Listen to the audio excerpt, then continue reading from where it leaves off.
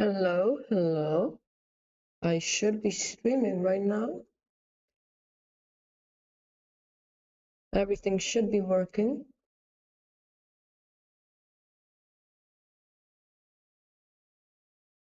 So, today we'll be working on a Ghost in the Shell study. It's like 90s, I think it's from 1995. It's this weird sci-fi movie. I really like its style. So, this weekend, I started working uh, on a style study on the faces of Ghost in the Shell. So first, I tried tracing the references, this red line, to try and understand the volumes. Once I did that, I did an attempt at drawing, just looking at the reference and not tracing, and then I do a correction.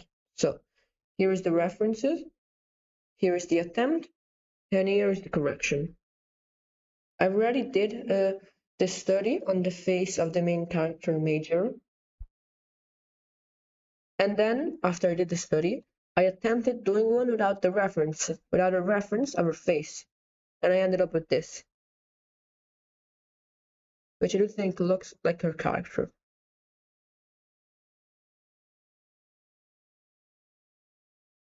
So I want to do him today. I have to do this last face. And then I'll try doing this with my characters. So I can actually make a reference for them and start animating them. Because I am working on this animation right here, and I want the face to be consistent.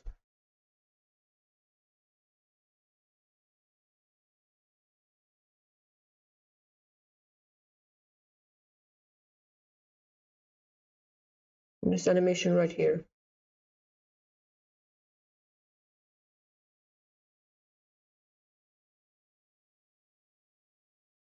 I'm gonna loop it for a few seconds.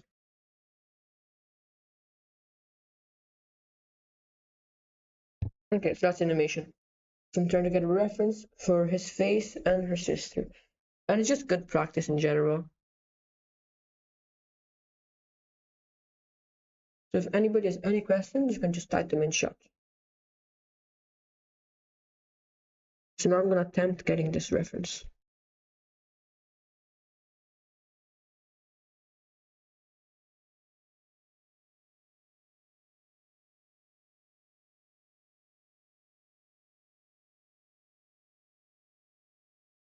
No.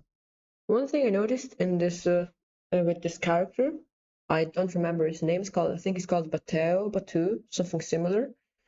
Is that distance between the nose and the eyes is very short, while the jaw and forehead are very big. So I'm gonna try keeping that the same.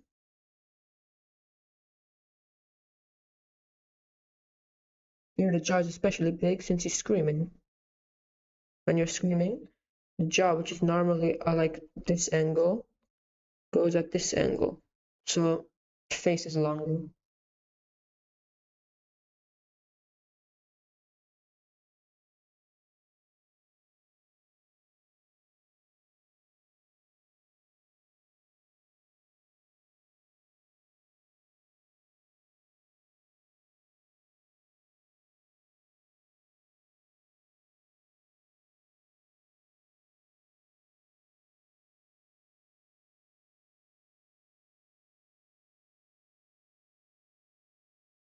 If anybody has just joined the live, if you have any questions, you can just type them in chat.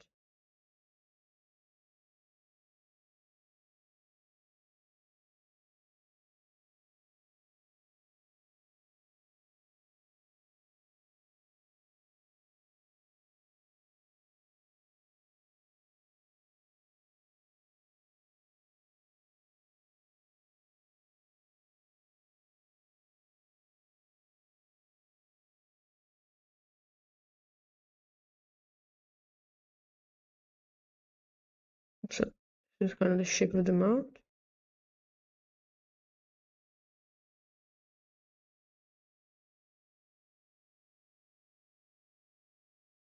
this. Since it goes like this, should be fine. That's the eye line.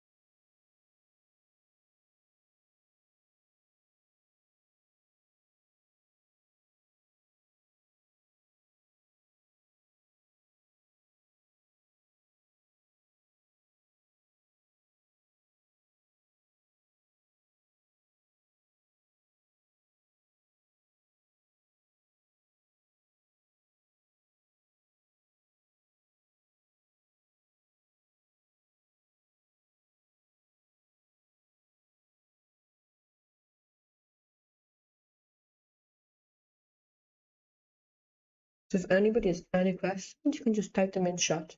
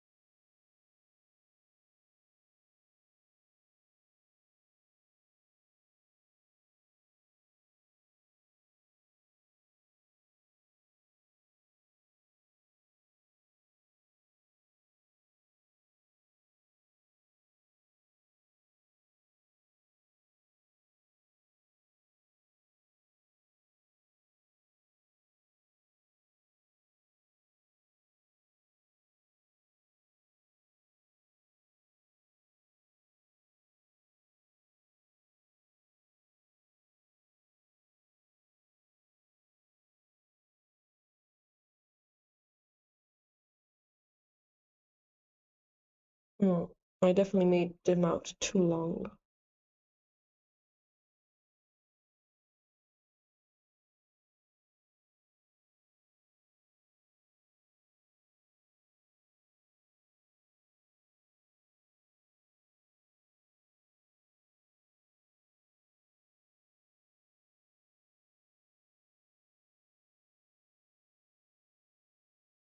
So if anybody has any questions, you can just type them in chat.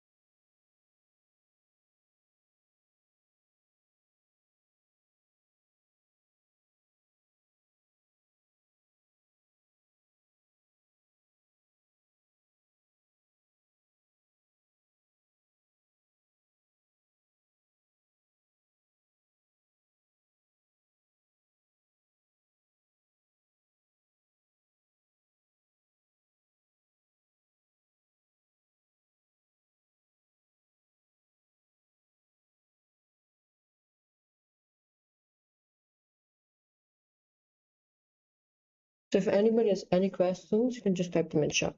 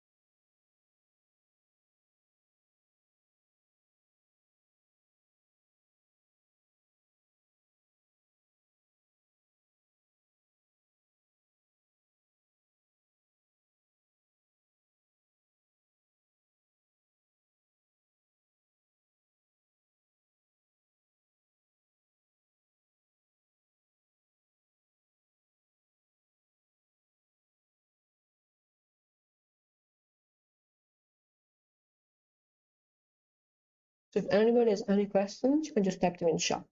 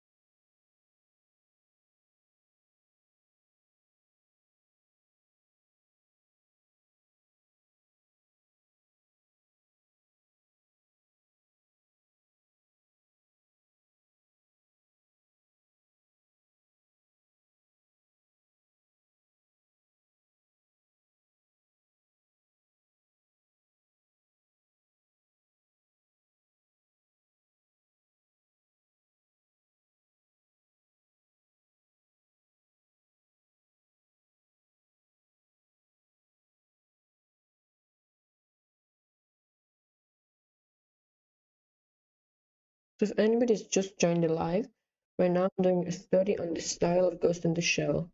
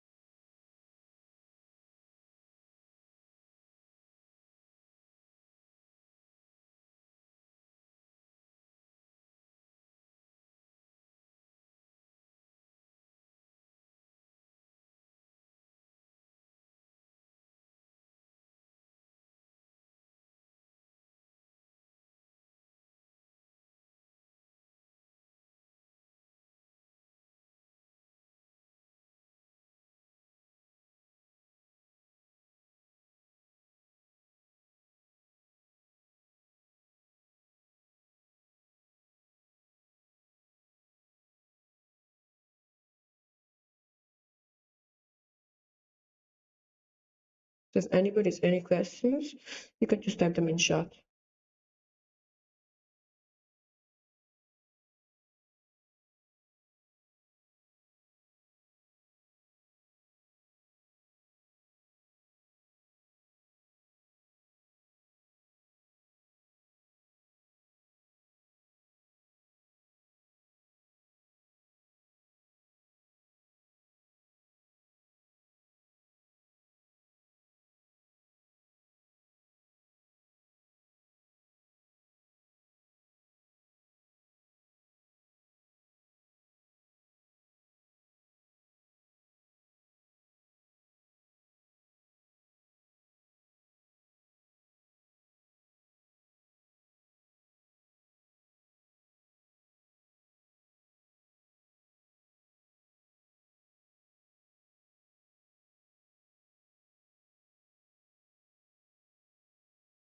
If anybody has any questions, you can just type them in chat.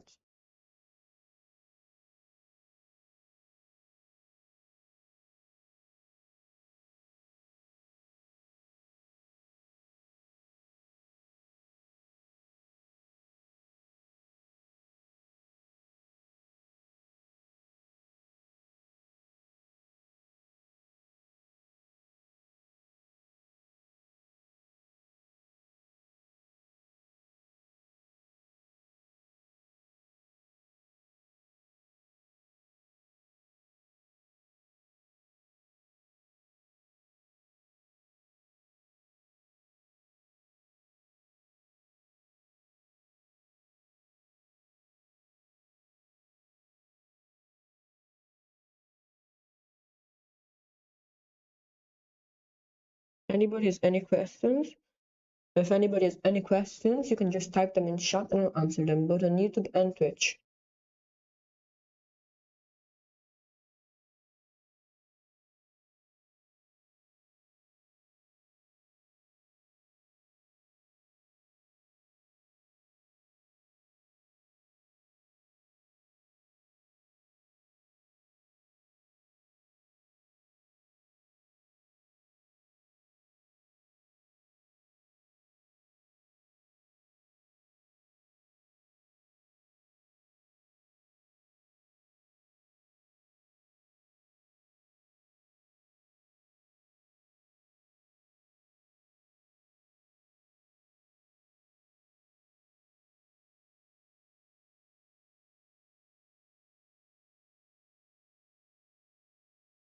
I'm going to move this a bit to the right. And I'm going to erase most of it so I can do a more detailed sketch over it.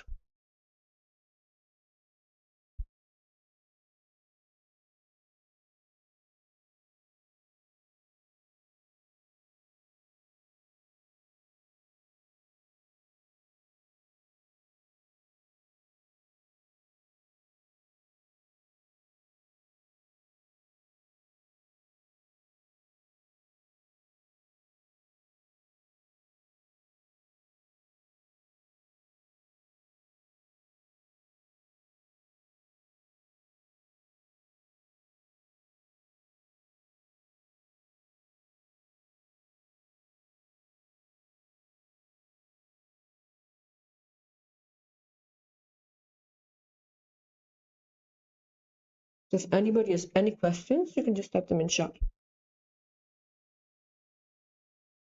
Right now, I'm just trying to put some more detail and clarity on this face. Once I do that, I'll put it on this over this face and see what I need to correct. Like here, I got the jaw a bit wrong, the nose, and that part. Here, for some reason, I put the eyes very high up, and then everything else were just slight mistakes. Here again, here the eyebrows were too high, but that's pretty good. Here again, the eyebrows were too high, and the mouth and nose were too low. Here I got quite a bit of stuff wrong, but this is a fun exercise. I recommend it to anybody who's maybe struggling with faces and wants to learn to draw in a particular style.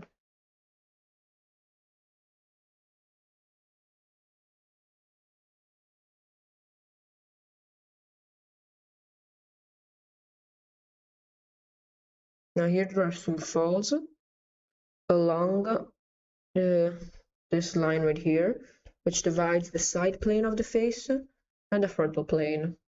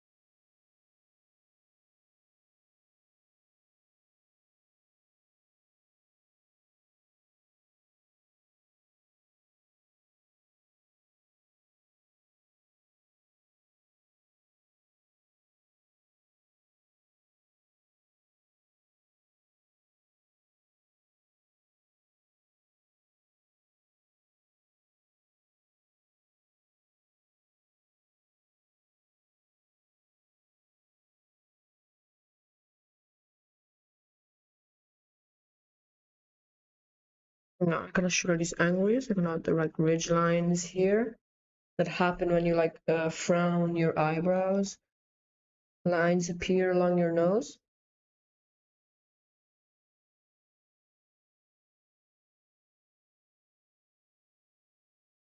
And on your forehead too.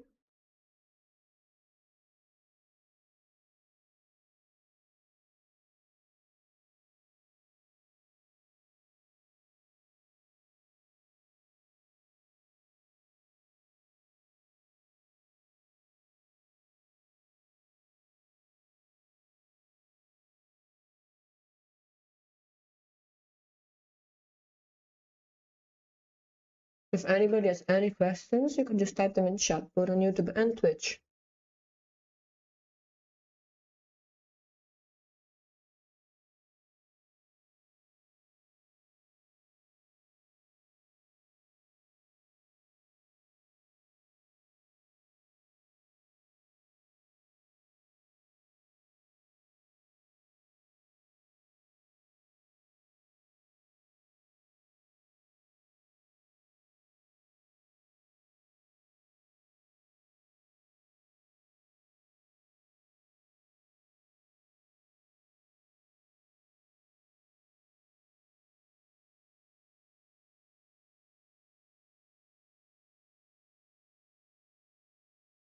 If anybody has any questions, you can just type them in chat.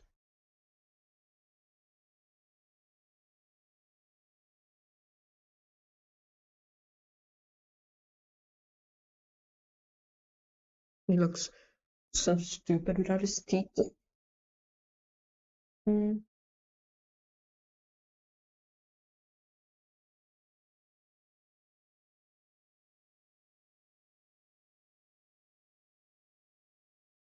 If anybody has any questions, as always, you can type them in chat, both on YouTube and Twitch, but it might take me more time to find them on YouTube.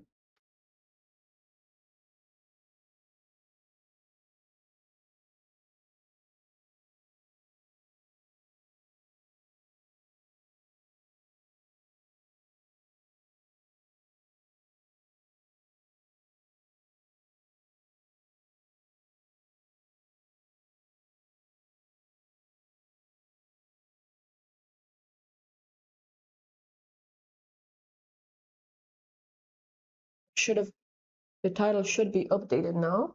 It should change. Yep, perfect. I don't want to have the D&D tag and then people are confused why I have a D&D tag.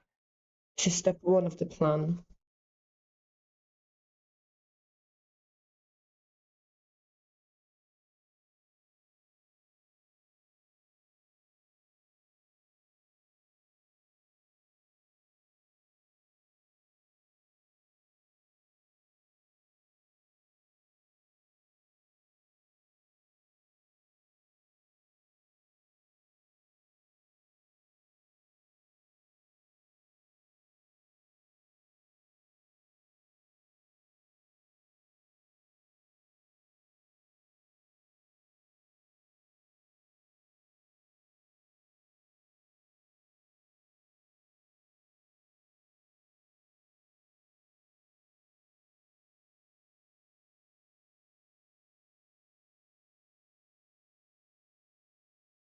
I think this is looking quite good. So the comparison will be very interesting. Because I always get something wrong. But I don't feel like there's anything there aren't any errors too big. But I am going to flip the canvas for good measure.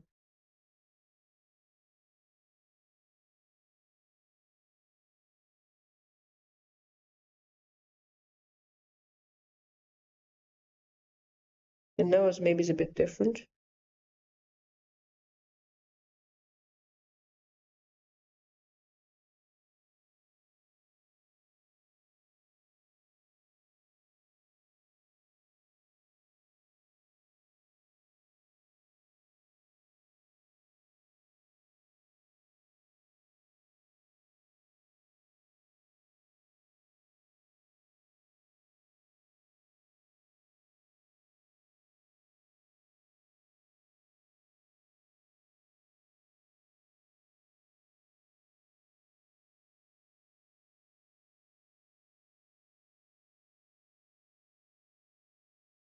This eye feels off.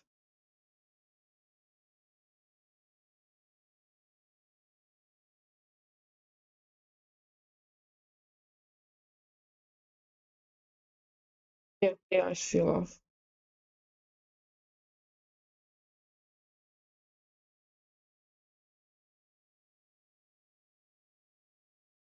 Okay, I think that's good. You're right too.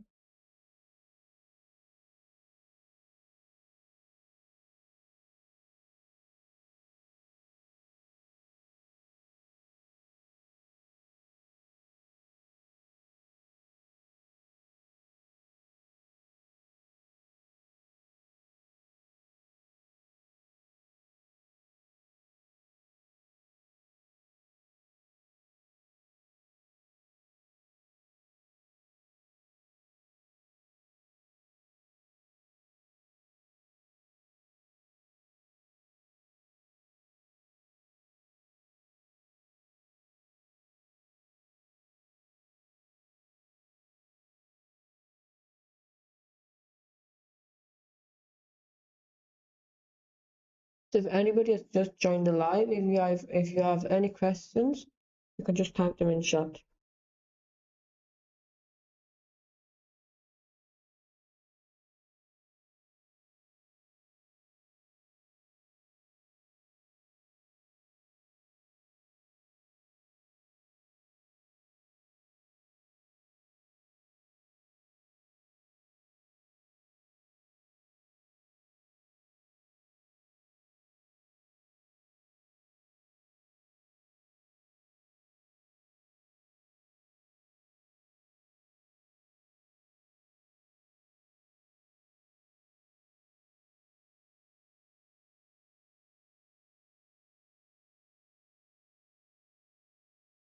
If anybody has any questions, you can just type them in chat.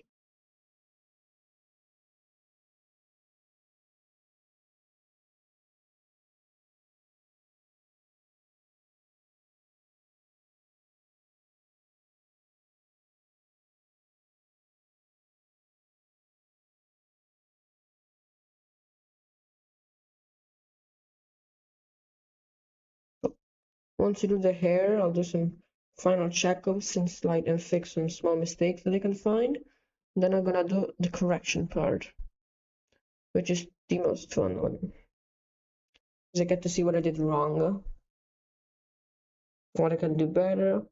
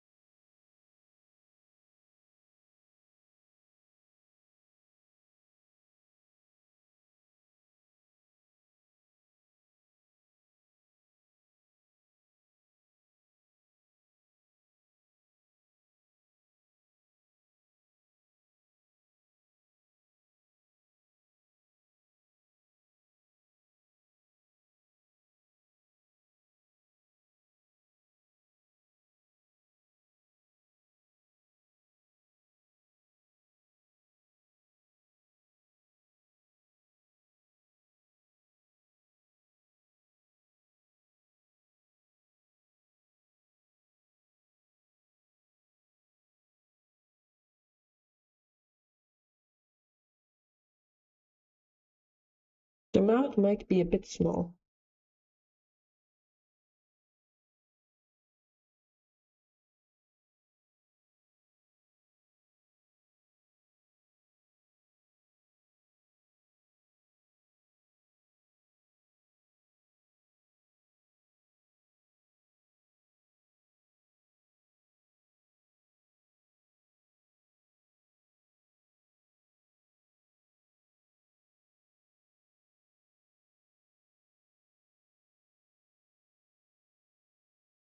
If anybody has just joined the live, right now I'm doing a study on the style of Ghost in the Shell, an animated movie from 1995.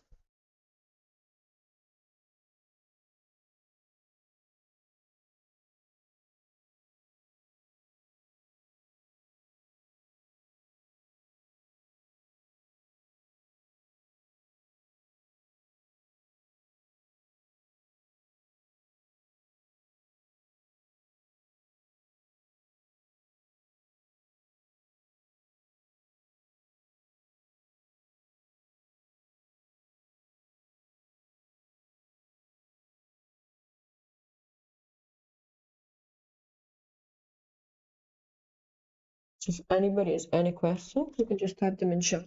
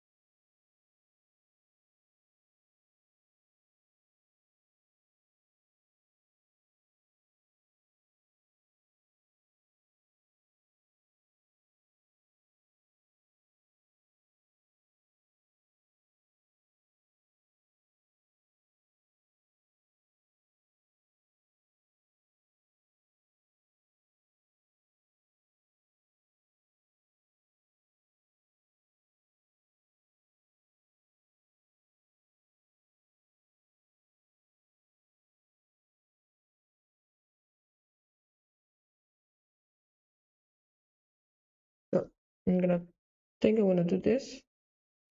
I'm gonna flip the canvas one last time.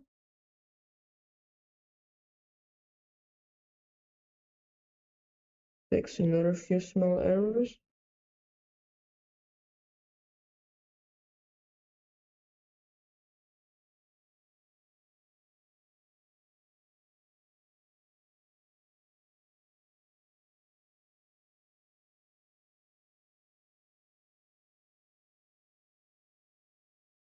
Okay, I think I'm done. There are a few other small things I could fix, but I think I've done enough.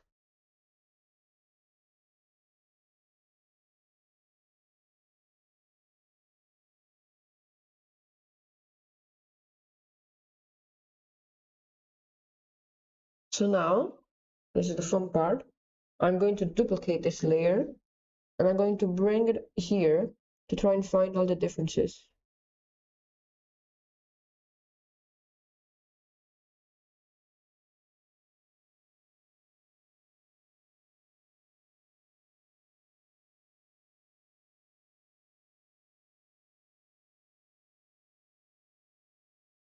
Okay.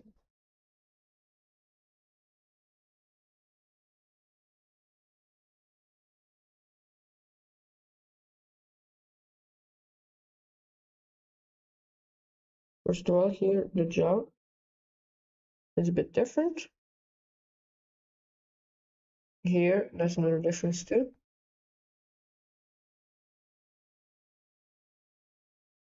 The eye, I think, should have been here, more like this. It's a bit hard to judge where the eye is since she's got this like glasses things. I'm not sure what they would be. They're gonna wrong, but the mouth, I think, is alright.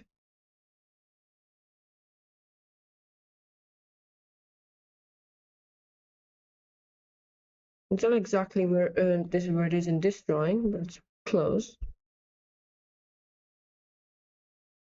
Here, I think it's a bit quite wrong. But with the structure of a face, that was quite close.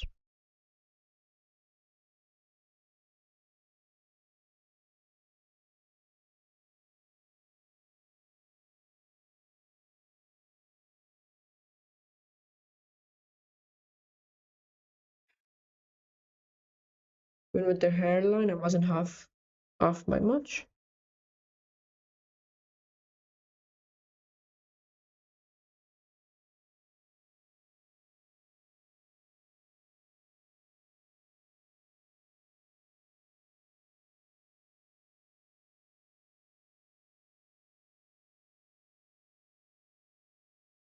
Okay, I think that's about it for corrections.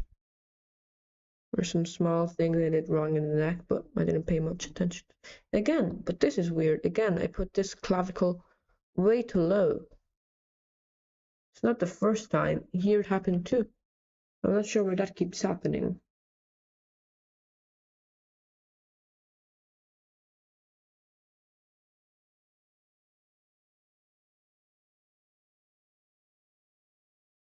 And got 3 exclamation marks so I don't forget. Because that is quite weird. And here the hair goes this way. Okay, I think that's all the corrections I need to do.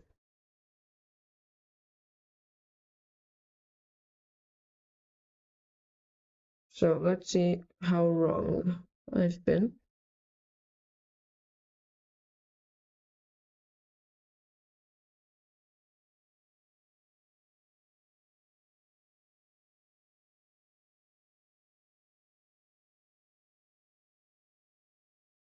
So now let's see. Hello, Deviant Rabbits. Welcome to the stream. Right now, I'm working on a study of the style of Ghost in the Shell. Are you an artist by any chance?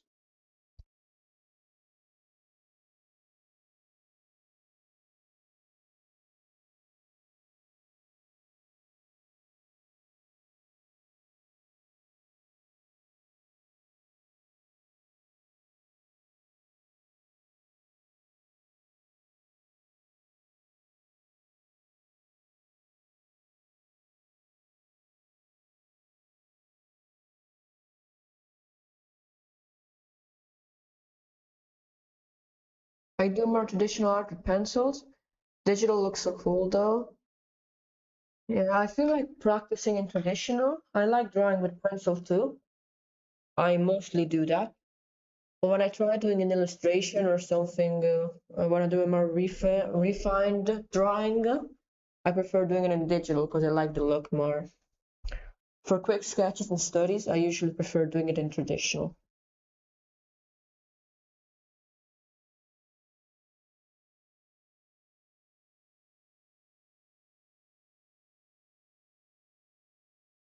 Okay, but now I've done the heads of this character.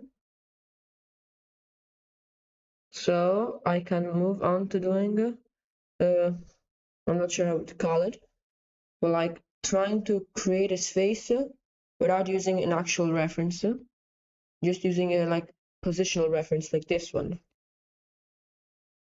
Like I did first for the main character and Ghost in the Shell.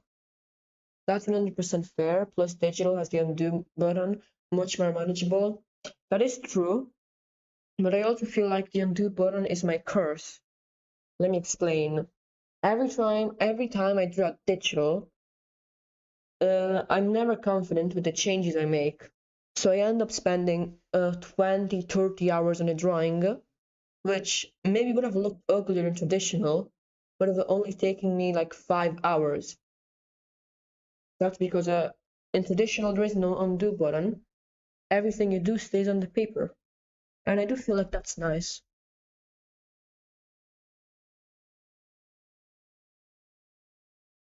But for professional work, you definitely need to do digital because if you do a mistake, well, you need to change it. And then maybe the client wants something different. So for professional stuff, the undo button and having the possibility to change things is perfect. But for quick sketches, I mean, for quick illustrations, just for personal things, traditional might be better. That's my opinion.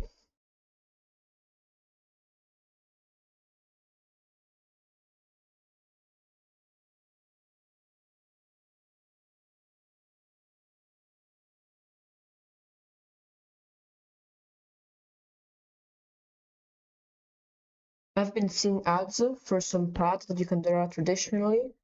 Text you can draw traditional, you can traditionally draw on it, but it's text and digital pad too. It's very tempting to look into. I had a stroke reading that. I'm so dyslexic. But I think I saw a few ads of that too. I even went. It was in Milan. I was in Milan once, and inside a library there was, I think, the product you're referring to, and it was pretty cool. I don't know the price, but I feel like it's a very cool piece of technology. But I wouldn't spend anything over 100 euros on it.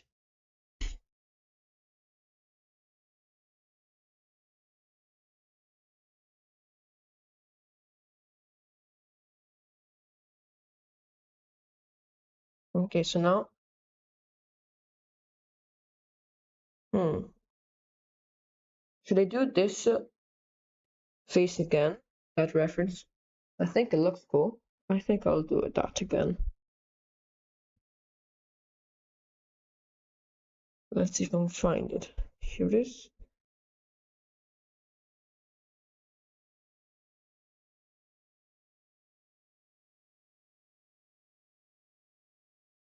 One thing I really want to practice on coloring. I put too much detail and I don't think my drawings either. And I don't ink my drawing either. I don't. Oh, OMG, I'm so sorry. I can't read today. I put too much detail and I don't ink my drawings either. And I want to practice on coloring too. You're fine? No, I'm not. Don't lie. There's no need to be, not to lie. I can't speak today. Okay, but yeah, I want to practice coloring too. Ooh, I think that was the sound of a follow. Should appear on the screen. Yeah, you just followed me? Thank you. And sorry if the following message on the live is in Italian. I have no idea how to put it in English. But thanks for the follow.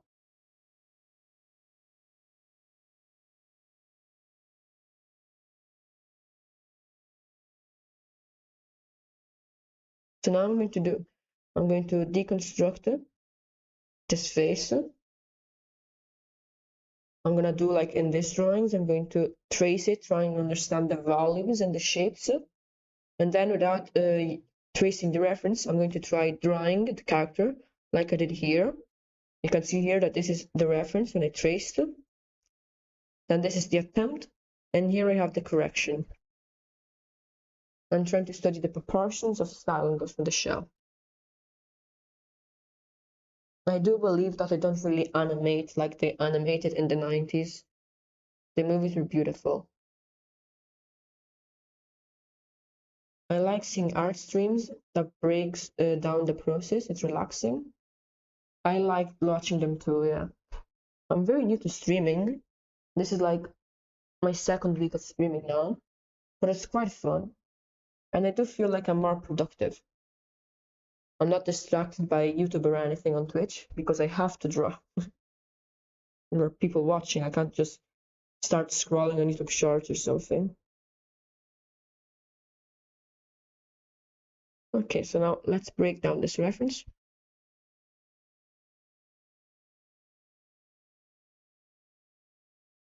So this is a top-down view. I think this is the model right here. It's called the Arrowhead. I think on Sketchfab or another similar website, you can find a 3D model of it, which is very useful for hard perspectives on the human face.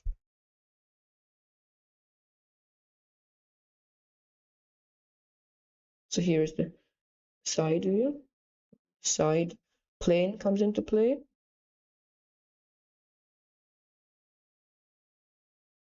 Now here, this part here, artists really choose how to work on it. Some like doing it like this. Some they just do a straight line. But I feel like it changes from character to character. I've seen people do art streams and then forget they're streaming and just browse YouTube. What? That's crazy. How do you forget you're streaming?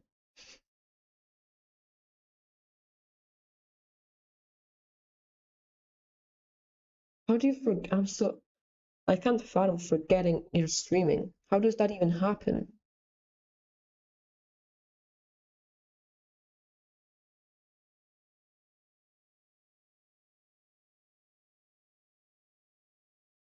And maybe if they didn't forget, just saw that they had 0 viewers, so they didn't care about the stream. At that point, you end the stream. You don't just start scrolling on YouTube while still streaming.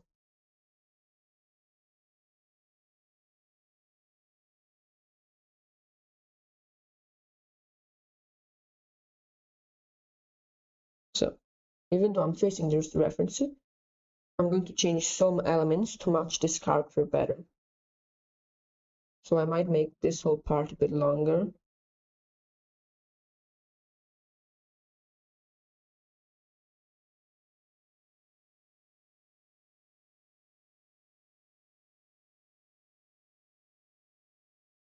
And the area of the nose shorter. It's funny because they were just looking up animal videos and like 30 minutes later they were like, oh, I forgot I was live.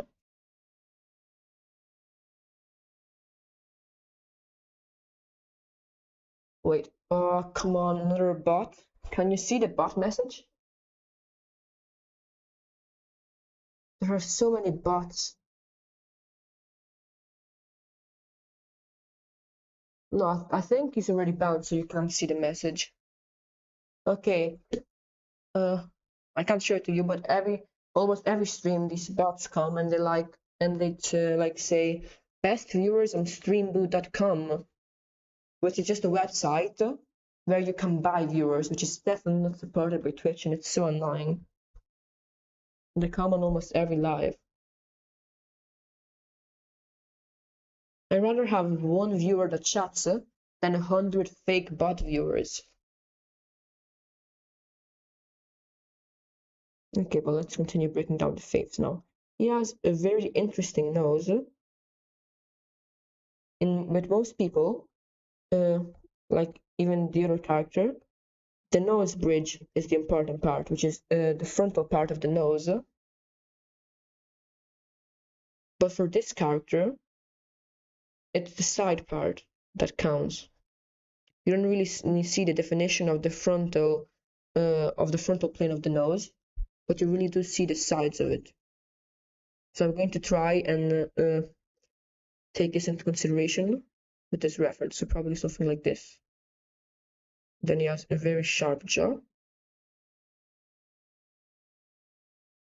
So then probably something like this. So even when breaking down references, you have to take into consideration what you're trying to achieve and what you're trying to draw. Because there never is one fits all. That's a lie, unless you want to have same face syndrome or want to have everything similar. Every human has a slightly different face, and when we draw, I think it's more fun to also have big changes between face to face.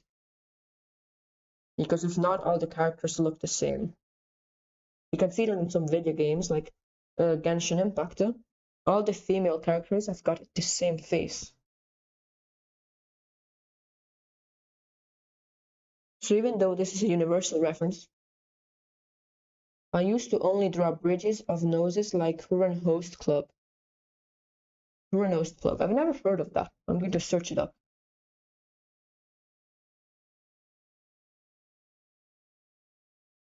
Huron Host.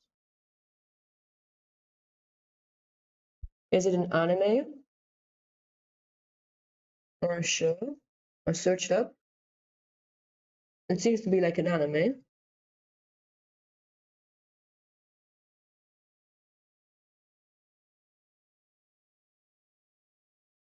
Like a high school anime. Looks. Yes.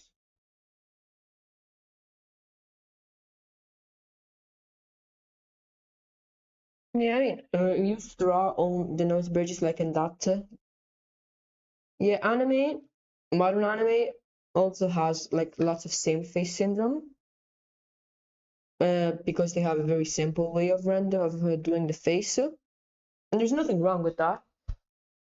There's nothing wrong with doing the nose bridges like an anime. I just feel like I like it more when it's more complex and there's more diversity.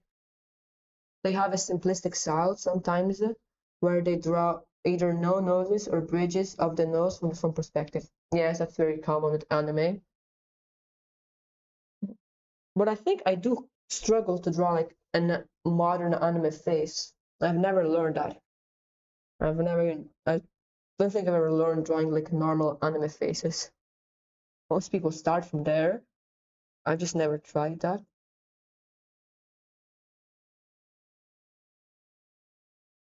So I don't think I could draw like an anime nose. Because I remember a few months ago, I think last year, when I had first gotten my iPad, I was doing this drawing. It was a character from Dungeon Meshi.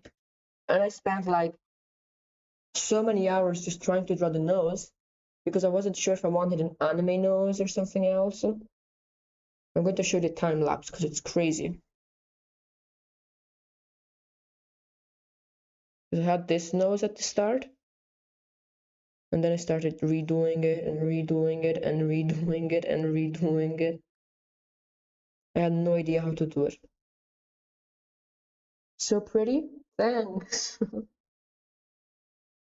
If you want, I can show you some of my latest pieces. But now let's continue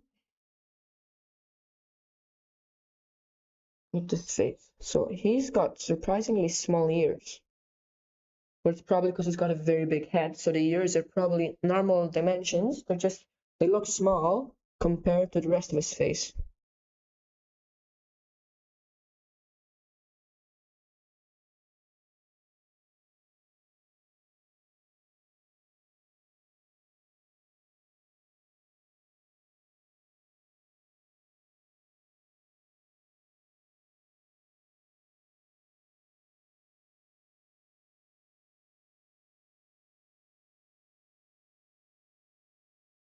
Okay, I think that's enough.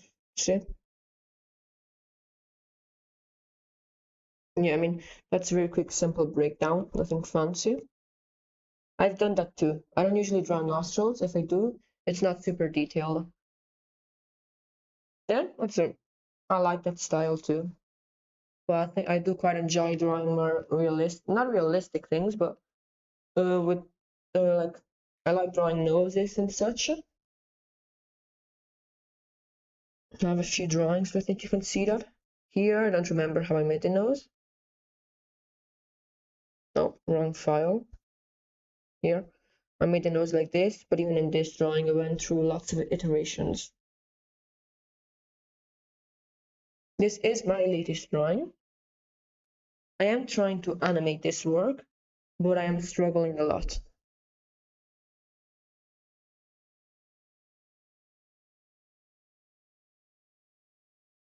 But now let's get back to breaking down the face. I don't want to get distracted too much. So, this is the reference, the model, and here we have the subject. I'm going to turn on this reference so you can have it to the side.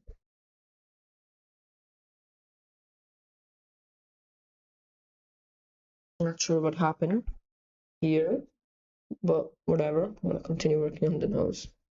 I'm not on the nose, on the face.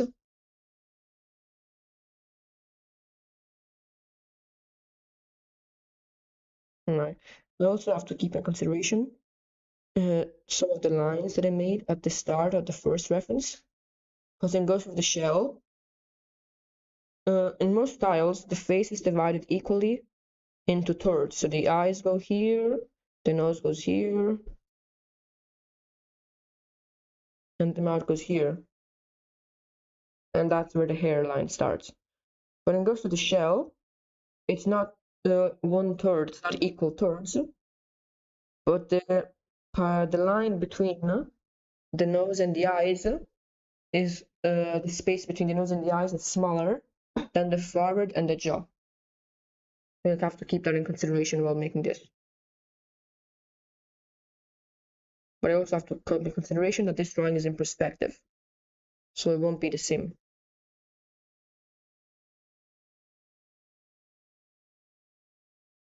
But if you want, if you can send like a Discord attachment link, like for an image, if you want to share some art that you've made, I can put it up on stream.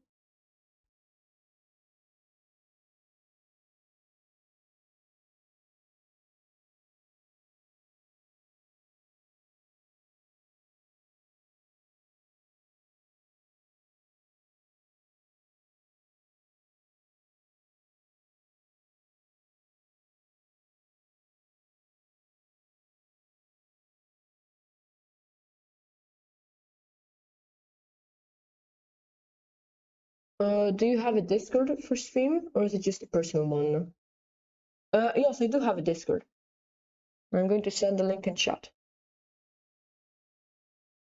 I don't use this Discord much. I mostly use it to announce when I'm live, and people can can message directly to me through it. So I mostly just use it when people want to send me something for live. This link should work. You should be able to join the Discord.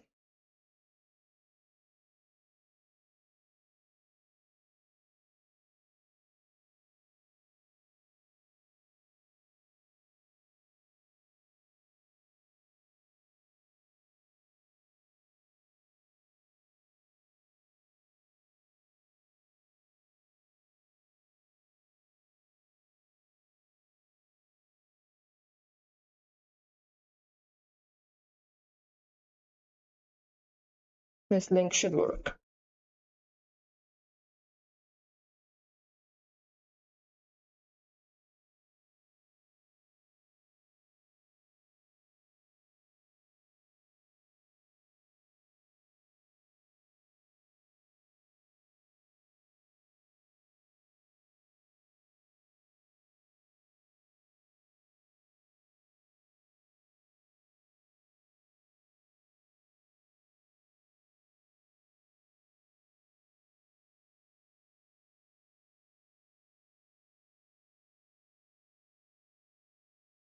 Join? Great. Yeah, you're in the Discord now. So if you want to send me anything, you can just send it in one of the art channels, or you can send it to me in private.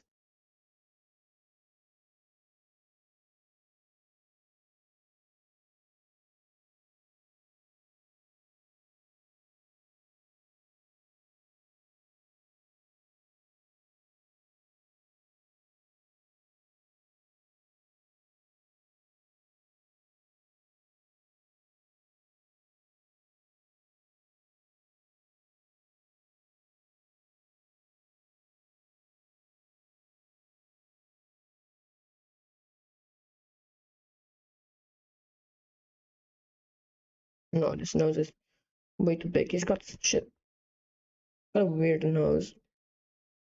I could go something like that.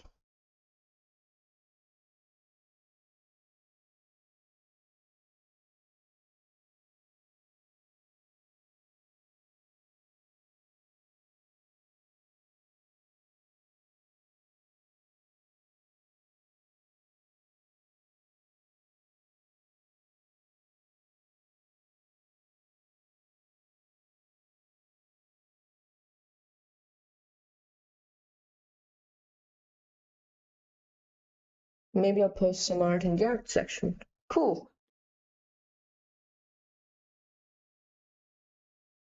Okay, now I have to change the proportions a bit to try and match his face. I think this is the best part of the exercise because you can actually see what you've learned. I wish we can just take a section of IRL art and move it to how we please. It's one of the big advantages of digital. That is true. I mean, technically, you could cut the paper. I'm just kidding. But yeah, that is a very good thing of digital. It's very good for drawing humans because if you get the proportions wrong, you can just change where some of their body parts are and how long they are. That is very useful. But that's also one of the reasons why you have to learn to draw good and traditional. Because if you do something wrong, you do something wrong. So I do believe that traditional makes you improve faster. But yeah, it is annoying when you have a mistake and you just realize it at the end of the drawing and you have no way to fix it.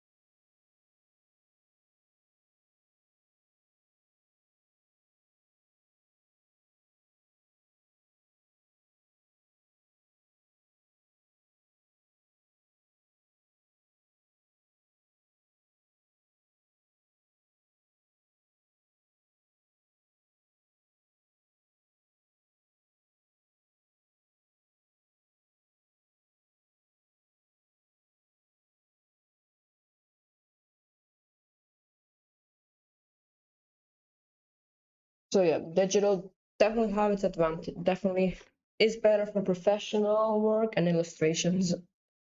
I think everybody can agree on that.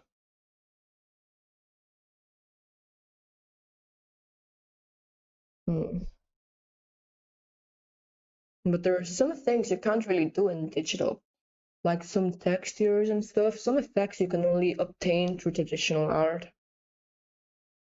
And lots of people draw better in traditional or not, and because they're not used to digital, can't draw way better in traditional. So as much as digital is trying to become the new standard, I do feel like traditional art will never die out and will still be popular.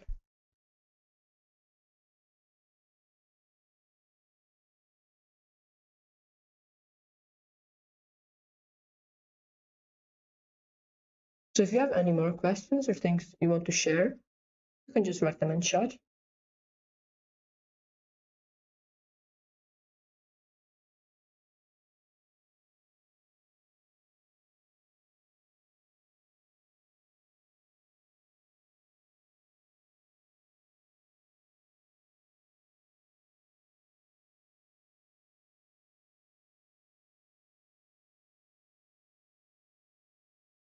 Right now, I think I'm going to explain why I started doing this study.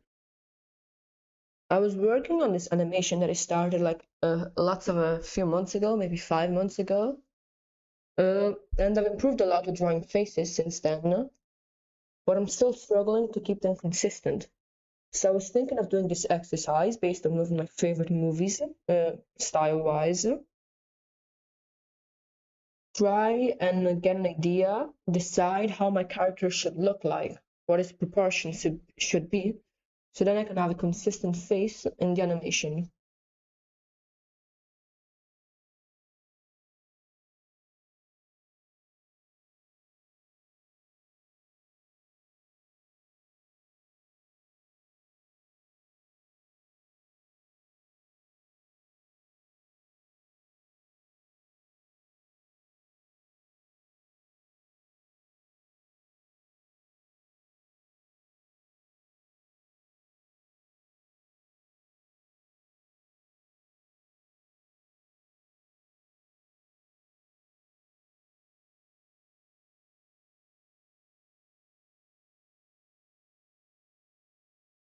The drawing before the Tiefling character, is that just the same character in the PNG? This one right here, you mean? If you're talking about this one, that is not. That is his sister. Because I've made this whole family of Tieflings, and I've made a comic about them. So that is his sister. She is called Tishia. It's spelled in a very weird way. Like this.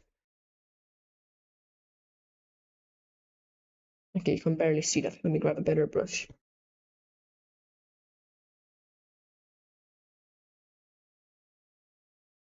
You're curious because of the hair?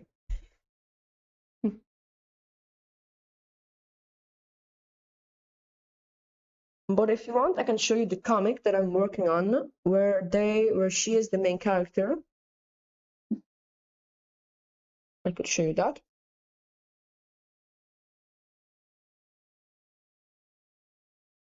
This is another drawing of the one that is the PNG in the top left. Oh, wrong file again. I was thinking about making this into an illustration.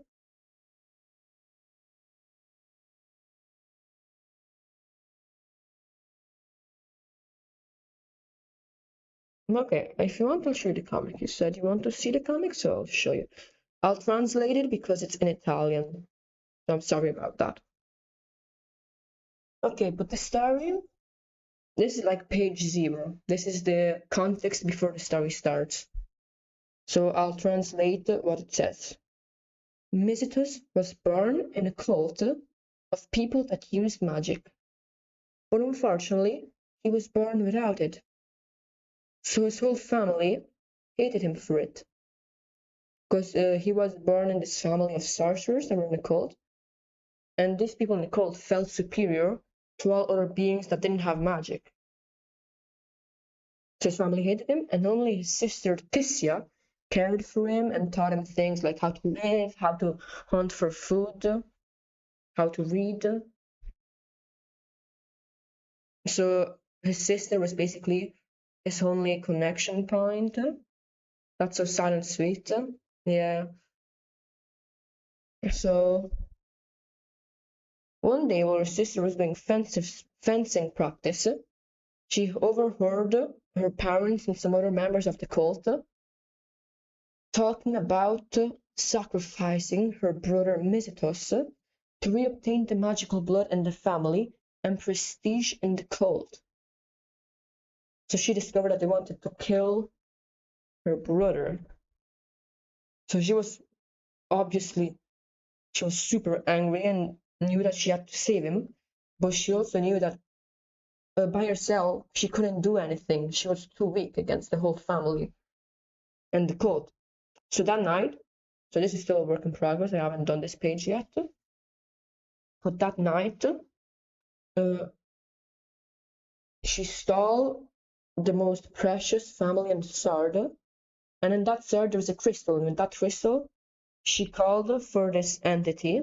Now this page you can barely see it. Let me turn this back on, you can see it a bit better. It's still a work in progress, but she called this entity, it's not a good entity. It is probably like a lawful evil or something, or maybe a neutral evil, if decide an alignment for him. But this entity was her only hope. At the start, the entity didn't want to, like an entity of bargaining. Yes, I think you could call it like that. But this entity was also an enemy of the cult. This entity had been sealed into the crystal of the family sword by them hundreds of years ago. Maybe not hundreds of years ago, maybe just like 10, 20 years ago. I haven't decided lots of details of the story yet, but at the start he didn't want to help Tisia to save her brother. But oh my god, I can't speak, I'm so sorry. But in her desperation, she decided to give up her soul to save her brother. So she ended up giving her soul to this entity to save her brother.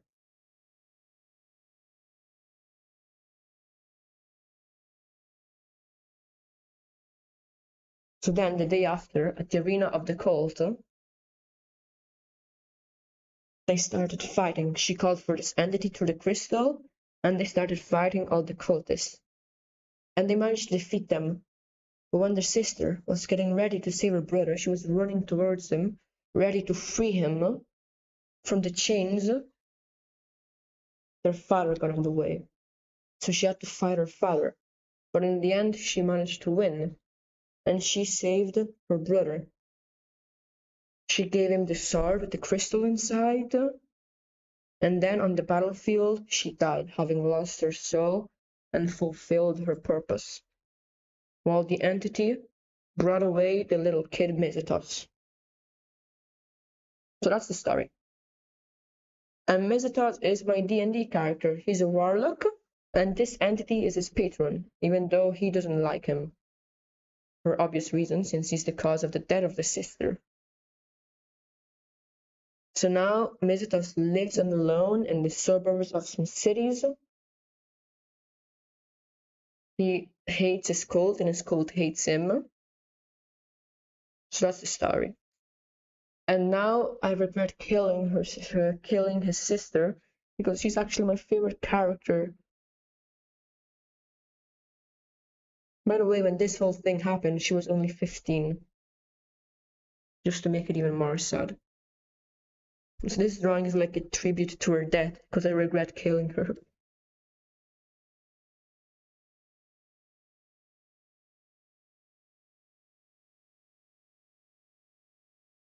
So that's the story of that character.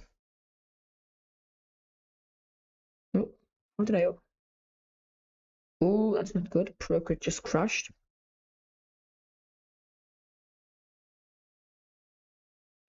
Okay, but now let's continue working on this.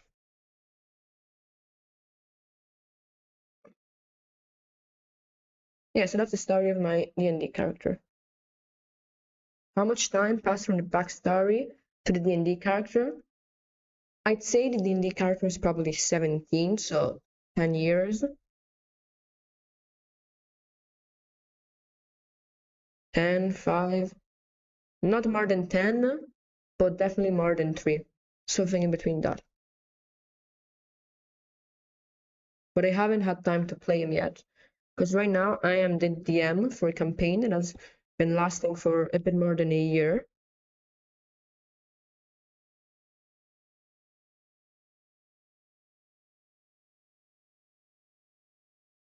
If you want, I can tell you all the stories of my D&D campaign. I mean, last session was crazy. Last session, the first accidental death of a character that was not planned happened.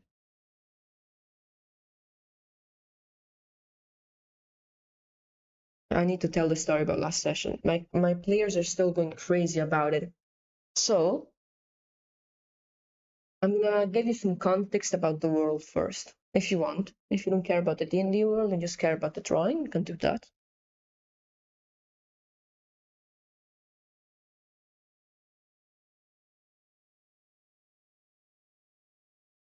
Okay, have to draw his ear.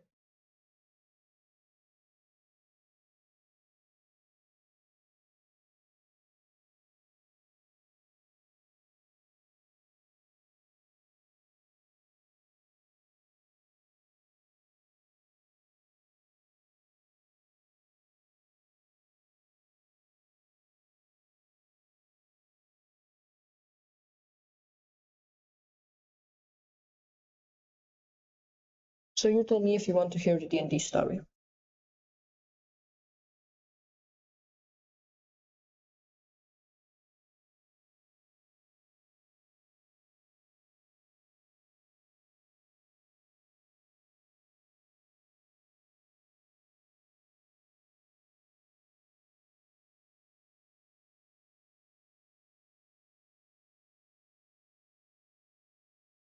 I'm always intrigued in world building and lore.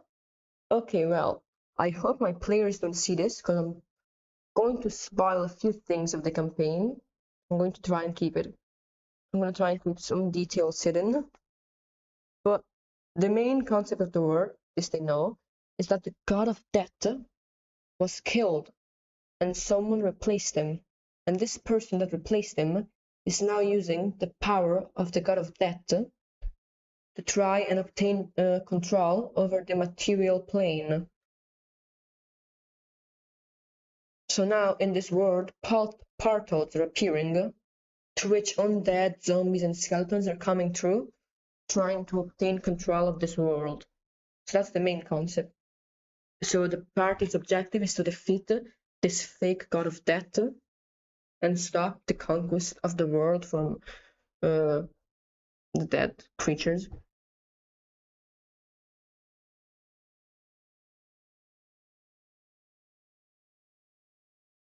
So that's the main concept. That's the idea. But also, in this world, there is this religious fanatic group called the Clerics. And this group,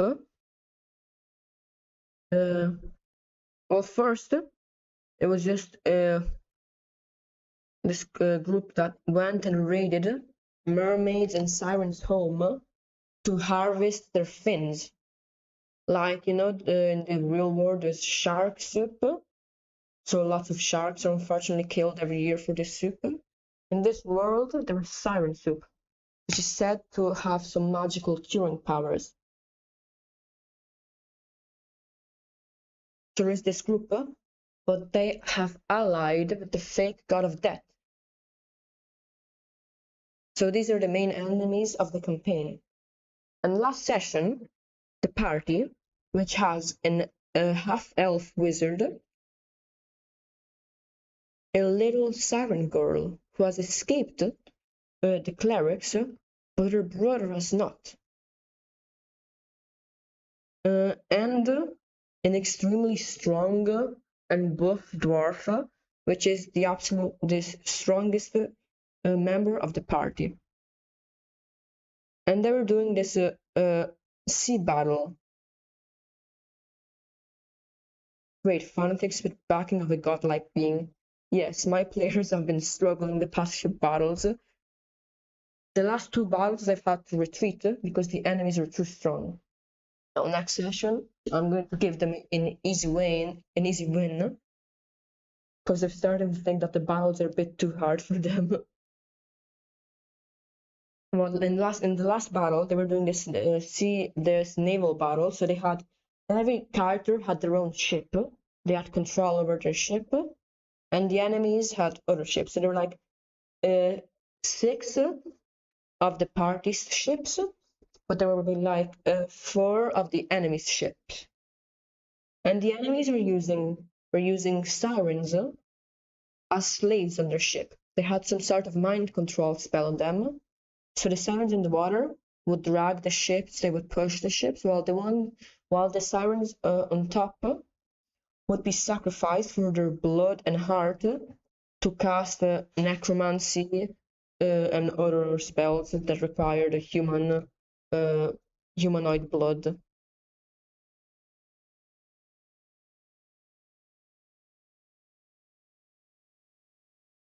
So, when the enemies realized that they were losing, they decided to activate their final weapon. They started sacrificing lots of sirens to create this giant ray that would destroy their ships, killing everybody, so they would win. So then my party knew that they had to stop them. So the tank of the party, Olem, the dwarf, guided his boat close to the enemy boats to try and take control over the ship. But they realized they couldn't do that in time. And since we decided that boats, if they get hit close to the cannons, they would explode because of the gunpowder. So he decided that he was going to try and explode the enemy's ship. And I told him that if he rolled a nat 1, his cannons would explode, killing him. But if he rolled anything above a 1, he would have managed to explode the enemy's ship. So he got ready. He was ready to win this battle, destroying the enemy's ship and all the clerics in one hit by exploding their ships.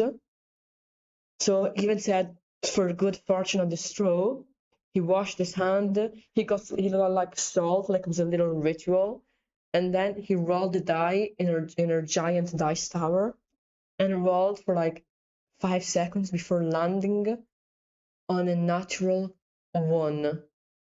I spent the next 3 minutes describing how his ship blew up and he died flying in the air. So now everybody in my party is traumatized. And this is crazy. And to make it even worse, after the battle, obviously also the clerics lost, because with the giant explosion that he caused, he took down also the enemy's ships by dying. And all of the soldiers that were on his boat, which are like 100 soldiers, died with him. Because my party also did a mini game for like a few weeks, where they had to try and create the biggest army they could by obtaining political power, consensus, and money from other political figures. Yeah, also the slave sirens. But you know what? To make it even worse, the little like 7-year-old siren in the party. I mean, the player's not 7, but the little siren character is like 7, 8, maybe 10. I don't remember.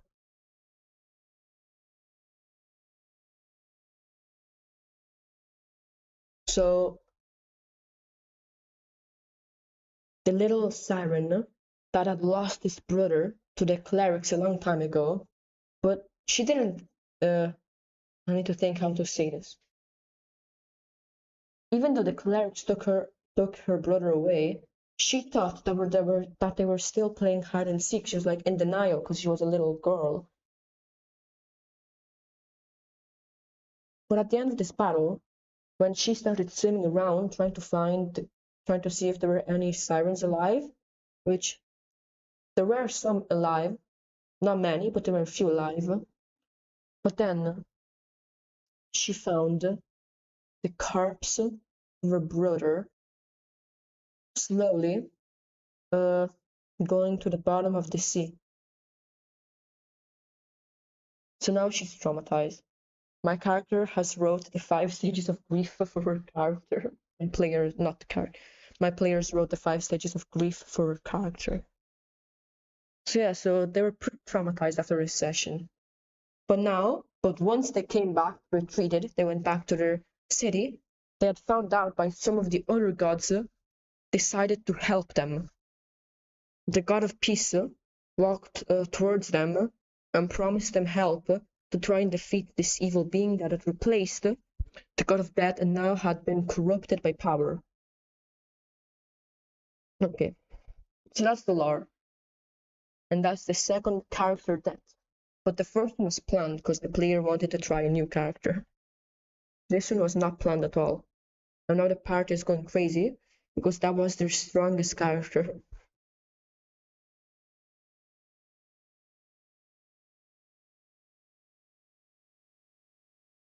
So yeah, that was a fun session.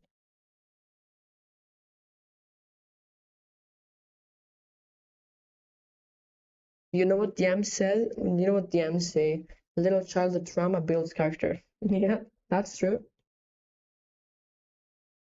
Well, in my opinion, it's not my fault. She decided to. She's the one that gives all the trauma to the character. I just build on it. She knew something was going to happen to her brother that would leave her little sister traumatized. She just. Her little sister, I mean, a little character. Oh, I can't speak today.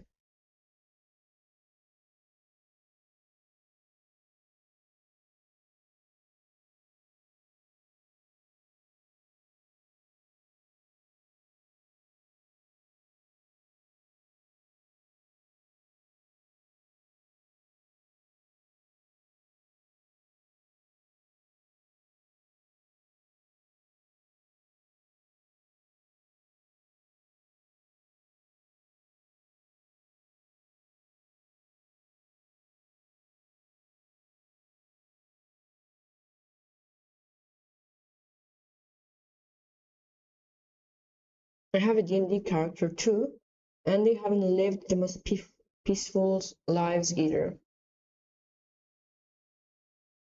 Well, Why would a D&D character join an adventure if they don't have some trauma behind them? They need a reason, and trauma is usually pretty good.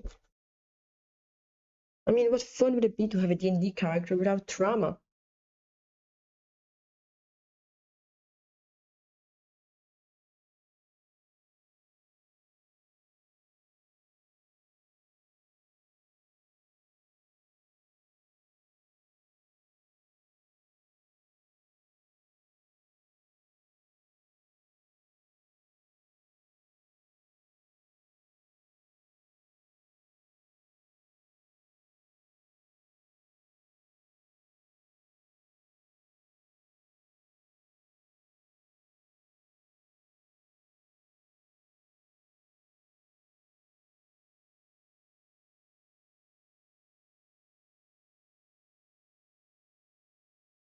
Yes, now I'm just trying to finish this drawing, and once I do, I can start drawing my D&D characters. I think I'm gonna start with the sister, with Tissia.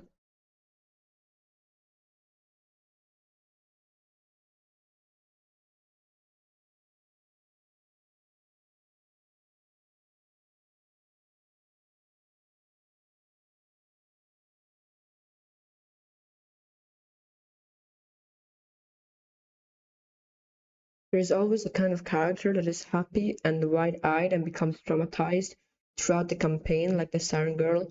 Yes, that is true. That is true.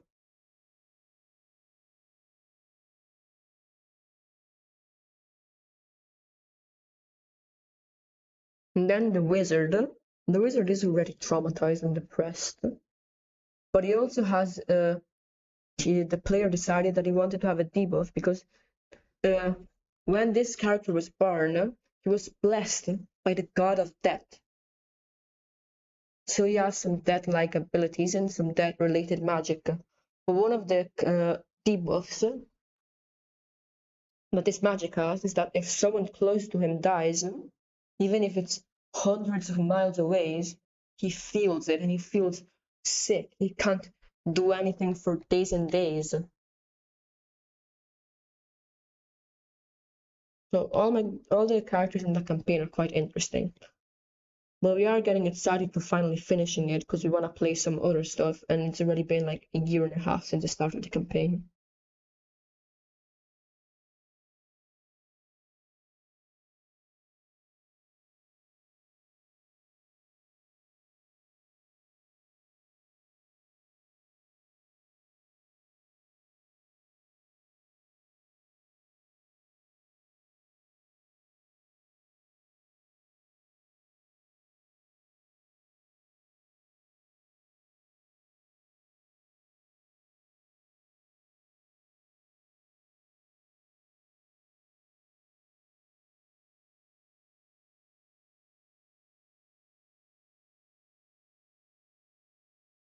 I haven't two different characters.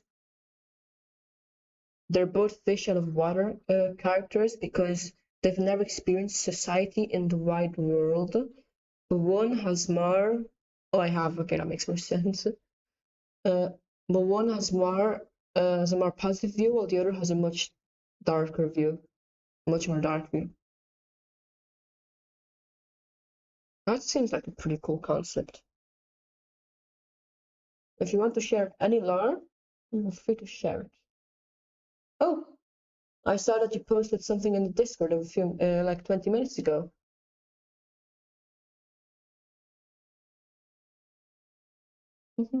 Kiki and Calcifer.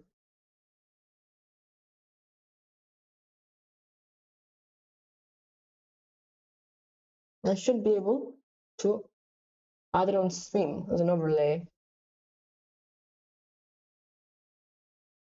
Image, browse, downloads. Oh, that's a bit too big. Here it is. It's really cute. Kiki and Calcifer.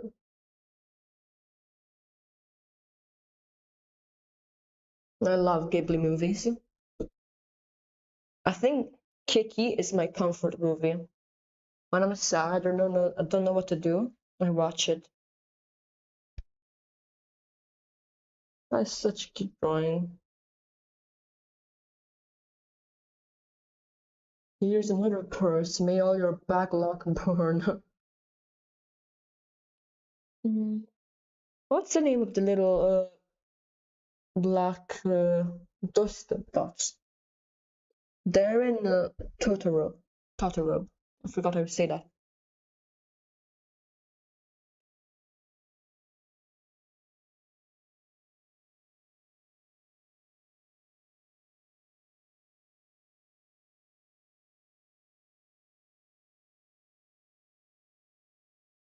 The suit sprites. Oh yeah, that's true. That's the name. Really cool art. Thanks for sharing.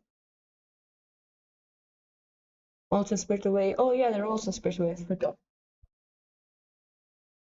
Some Ghibli movies are really weird. Like Spirited Away, it's such a cool movie, but it's also so weird. And I don't know if you've seen The Boy and the Heron. I don't know how to say it in English. And that's another extremely weird movie. But the animation is always so good.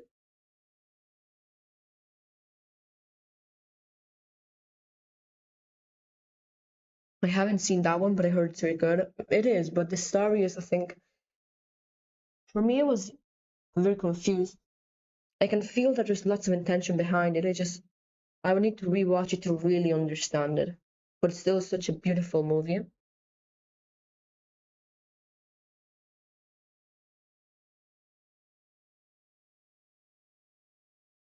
Okay, I think I'm done with this character. I mean, I do think that it looks like who I was trying to draw. Uh, Deviant Rabbits. Do you think? Oh, I forgot to remove the Kiki image. Okay, shouldn't be there anymore. Let's see. It should go now. Stream is like delayed 10 seconds. Okay, yeah. Do you think the character I drew looks this thing I drew looks like this character? I think it's pretty close. I'll change a few things here, like this line.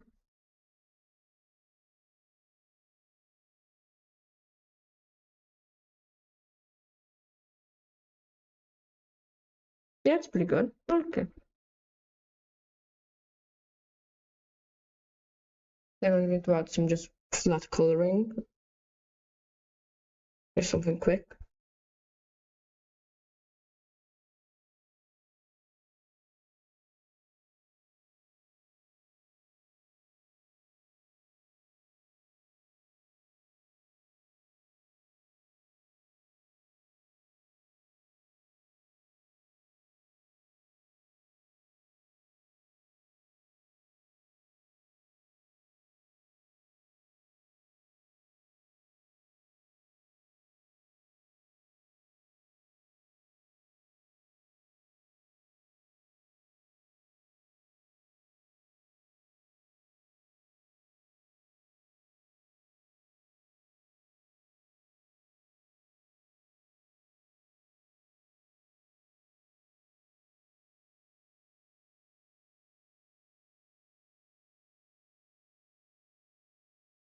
Starting some quick lighting. So I can move on to doing my D&D characters.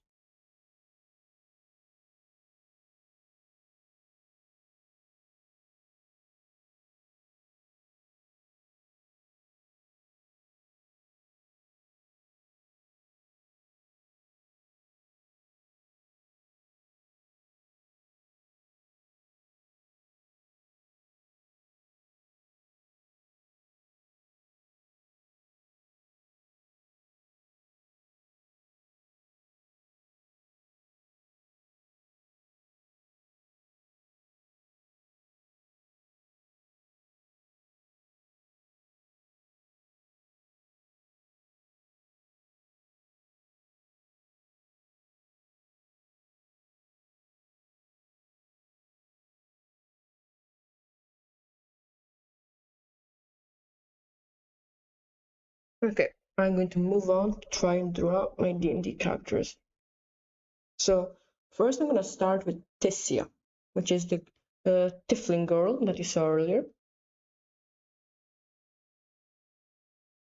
So I think I'm going to take these references and I'm going to try and modify them to obtain what I would want my sister to look like. Because here in Ghost in the Shell, the women have a pretty strong jawline, and that is a common thing in lots of 90s anime movies.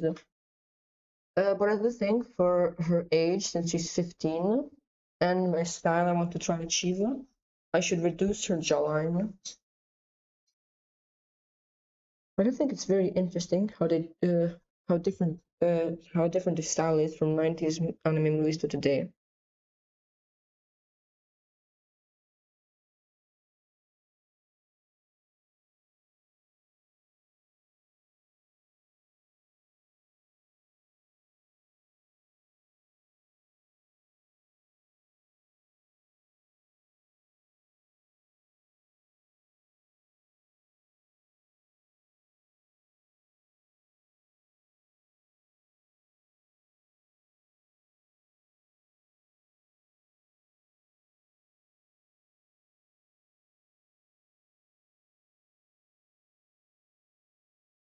Oh yeah, my D&D characters. So the world they live in has seen much bloodshed, much heartbreak, and much conflict with power. Without getting too deep into the iceberg, the world has prejudice to non-humans. Oh, that seems a very cool world. Yeah. My world doesn't have too much bloodshed and drama because it's like a really small island. It's like I would say the size of Ireland maybe. And there aren't really that many other islands close.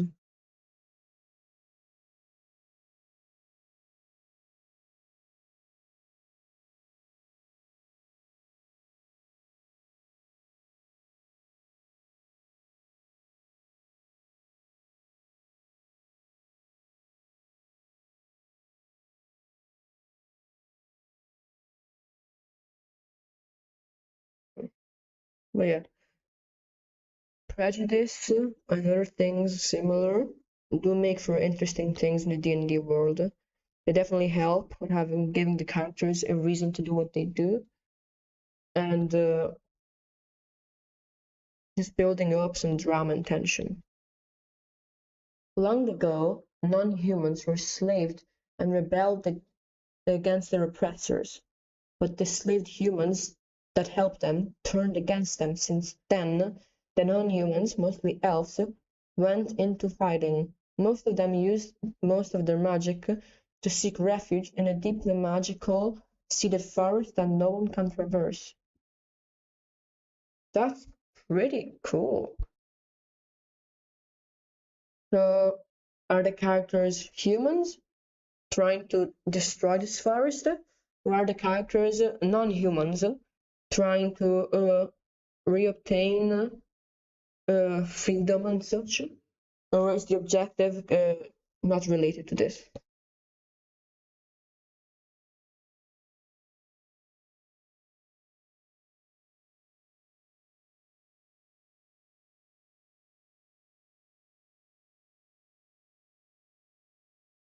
Non-humans through elves.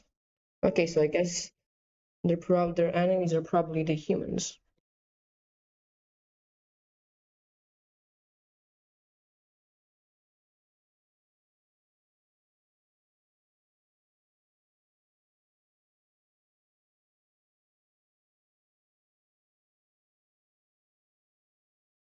Okay, so I think that's how I want to modify her face for my style and the character. Well, now I'm also gonna do that to the front plane.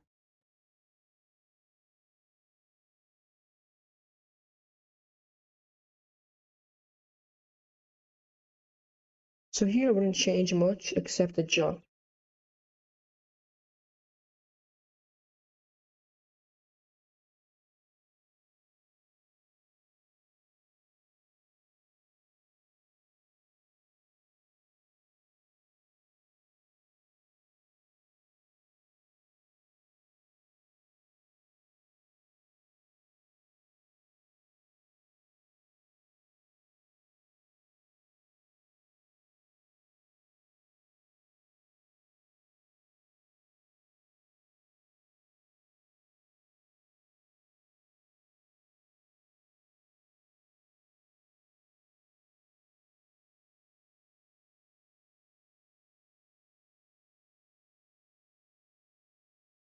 Her horn probably, which is this height, nothing much more. After millennia, we were introduced to character 1, Sherrick. Sir Eric. Oh, Sir Eric. A young elf lad who is happy with his people and where he lives, but also wonders if there is more to life than for the forest. So he's like a curious boy that wants to discover what's outside the confines of his forest.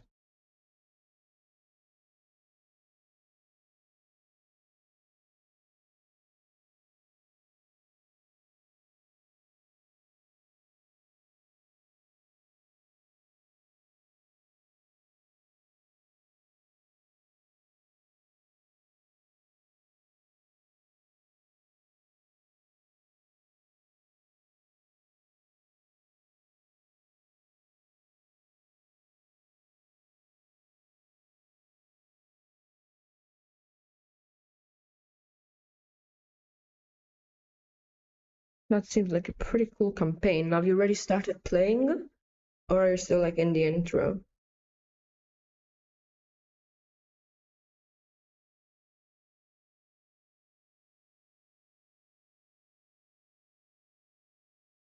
Did you intro mean like you haven't started yet? You just decided the world?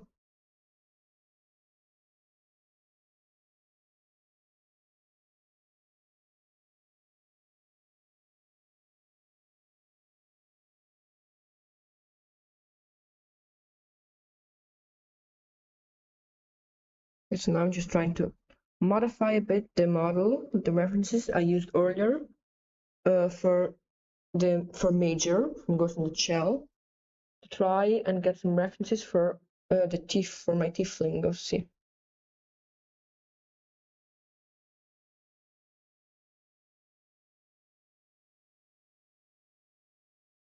Now another interesting thing about the style of Ghost in the Shell is that the eyebrows of Major, even when she has a neutral expression, are almost always like this. No, it's not too much, but it's still very interesting. But as much as I find it interesting, I'd rather have them pretty straight.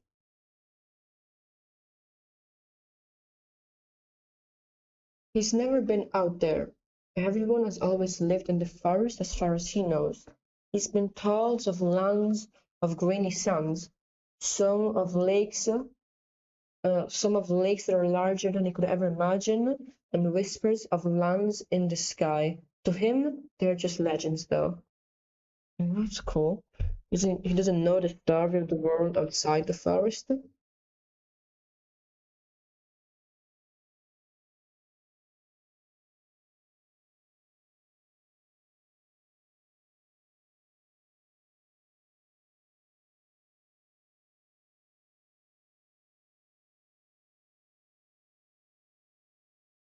I have to say, these matches in the chat are written really well.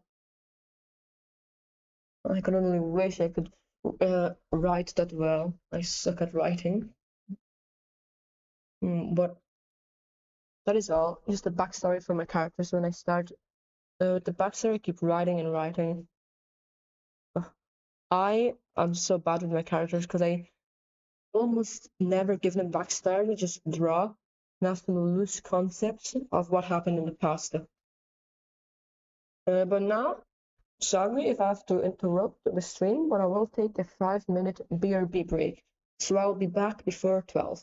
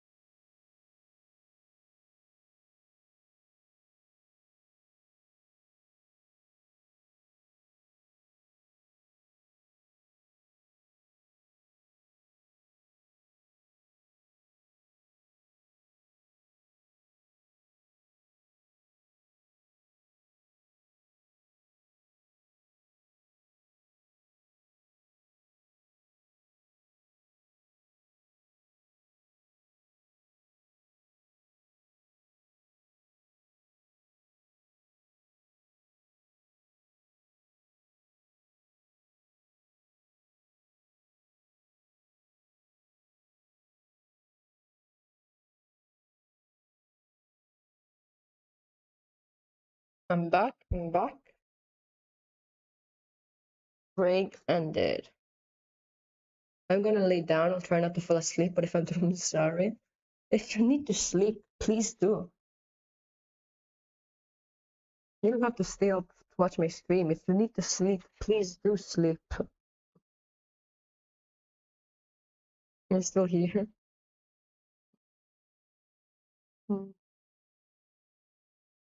Okay, the iPad should appear now. Let's give it a few seconds to load.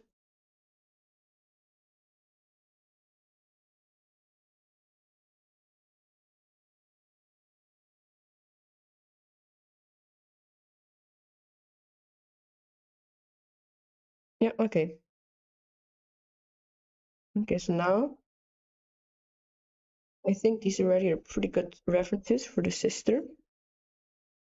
They'll help me keep her faith more consistent.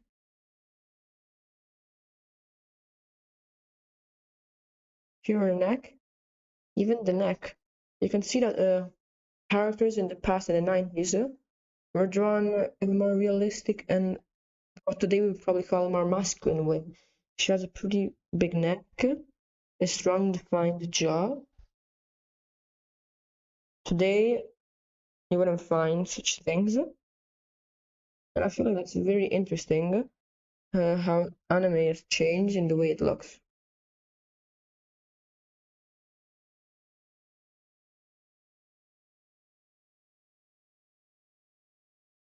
I could tell you more backstory if you'd like, but I feel bad for talking a lot. No, don't feel bad. Please do. It's very interesting, this character. And I love hearing about D&D stories.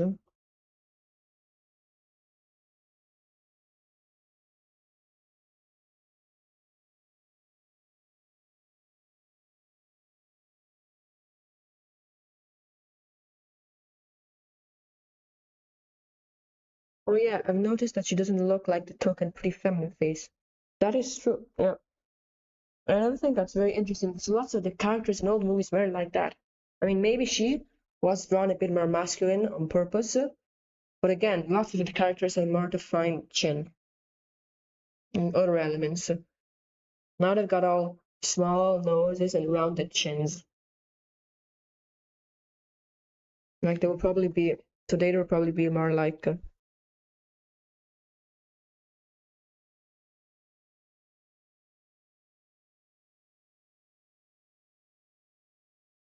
maybe not like that, but not that different.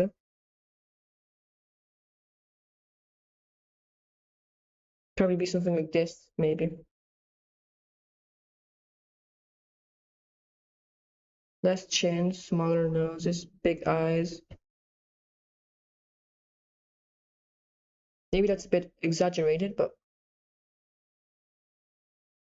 it definitely the way women are drawn definitely changed.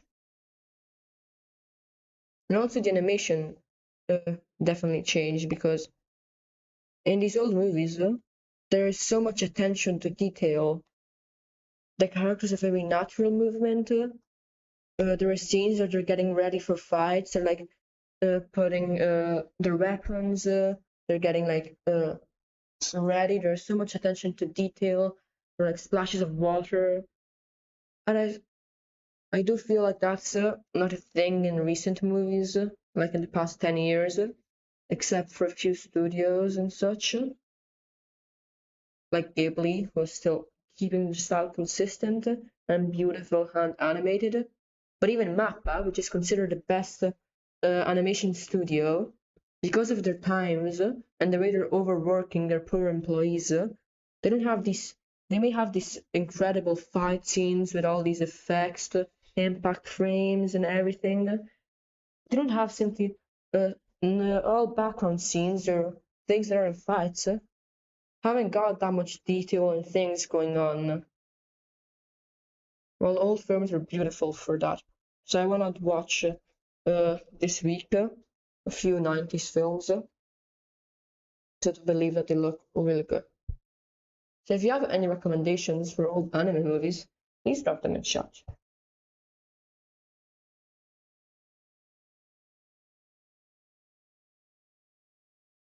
On the bright side, with that style, there was less likely a character would suffer from same face syndrome. That is true, yeah, they all look extremely different. I mean, on the bright side, it sounds like you're like having a negative view towards the style. I do prefer to the modern stuff. I think it's better.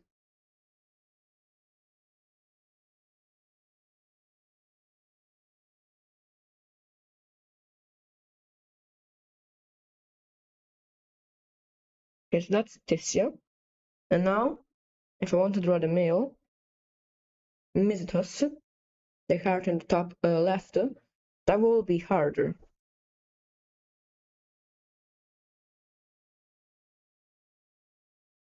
Now I'm going to export this so I can have it as a reference while I'm drawing.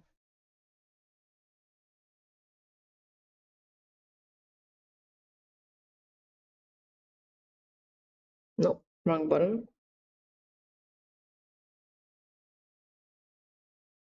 Wrong button again.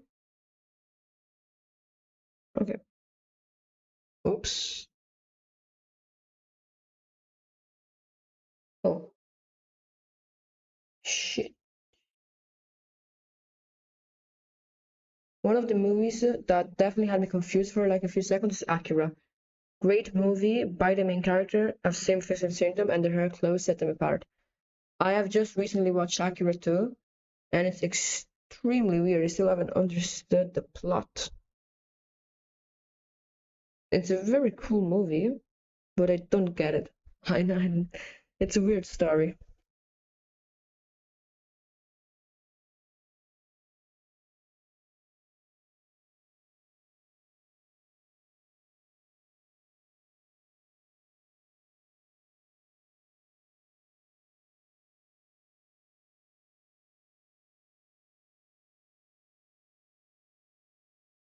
Now I have to try and draw this while also keeping in mind the proportions of this style.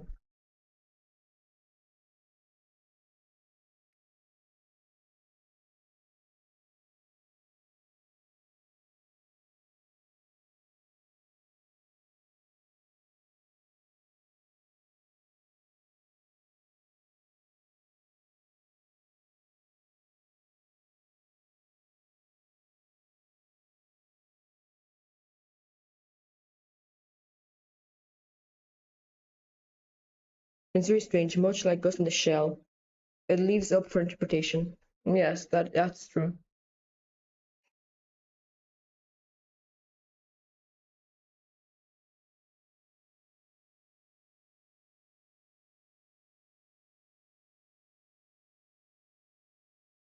I could add, I think I want to keep the small ears like in this character. Now, he is very strong, you can tell it by the face. You can tell that he's a reliable, strong character only by the face, because even this part here is an indicator of a strong character. And he's got a very square-shaped face, and that our brain processes shapes with emotions. Because like when a brain sees a triangle, it sees very sharp angles and it senses danger in ways. In a circle, when it sees a circle, it senses softness and friendliness. When a brain sees like a square shaped, it thinks of like something reliable and strong. So this character's got very square shapes. He got a very square face, so it gives this strong, reliable mood to him. And my character is strong, but he's also a bit dangerous and not too trustworthy. So I'm going to add some elements while not adding others. Ghost in the Shell left me very confused, like, am I missing something? Yeah, that's true. It's a very confusing movie.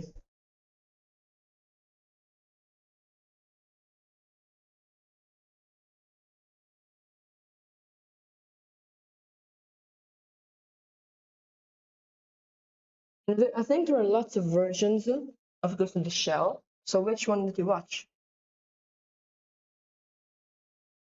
And I feel like it also changes quite a bit from language to language.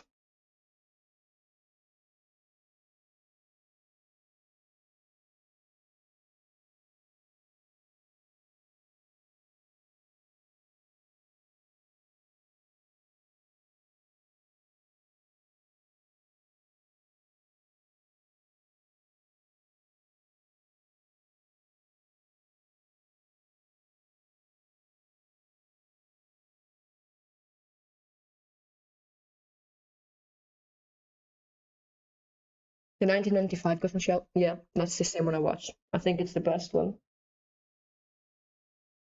Very weird. Especially even in the first few seconds, between languages, the dialogue changes. At least that's in my experience. Maybe I've watched a weird version. But when I first watched it in Italian on Prime, at the start, when she was hearing like voices in her head, and the other character asked, "What is all this noise in your head?" She said, "It's probably a problem with the wires," in Italian. But when I watched the English version, I don't remember if it was the English or it was the Japanese version with subtitles. She said it must be that time of the month again, and like she's a robot, so it feels a bit weird. Like, why is it so different between languages?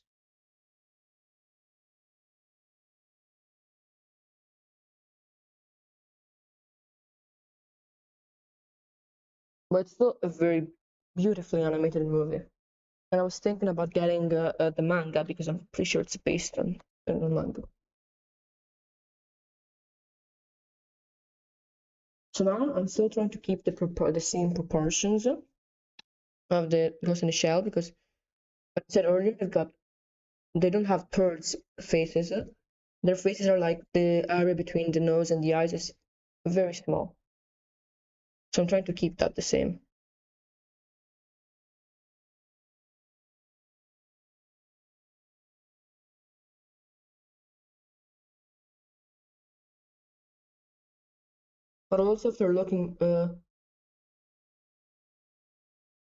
But also after looking up more about Akira, the movie covers like 1/3 of the manga. Huh. Well, then it makes sense. It's very confusing.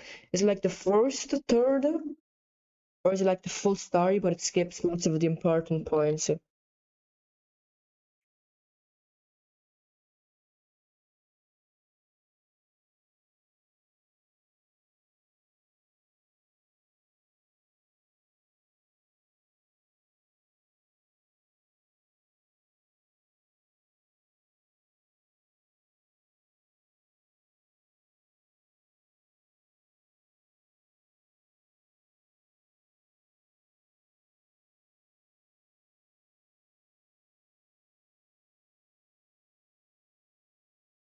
It's the very beginning, then halfway, then the very end.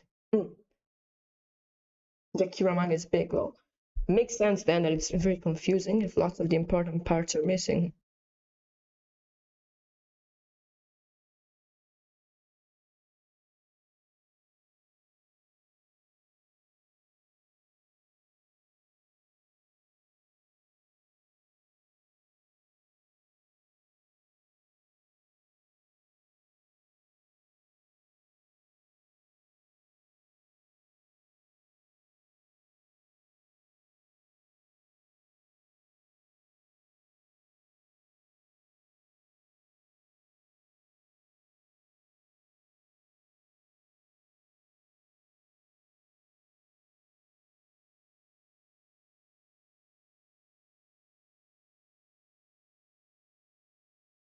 They want to make a live action Akira, and I'm curious how that will turn out.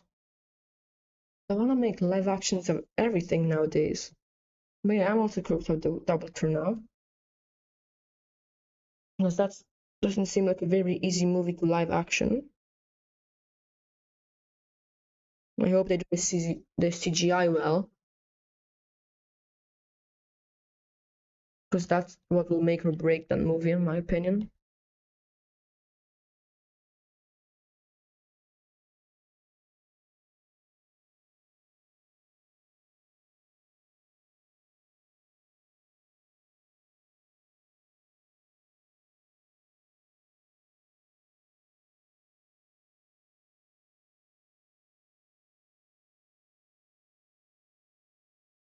If they made it into a show, they might be able to show all of it. Yeah, in a movie, in a live action movie, I don't think they can uh, explain too much of the story. It'll be still very confusing.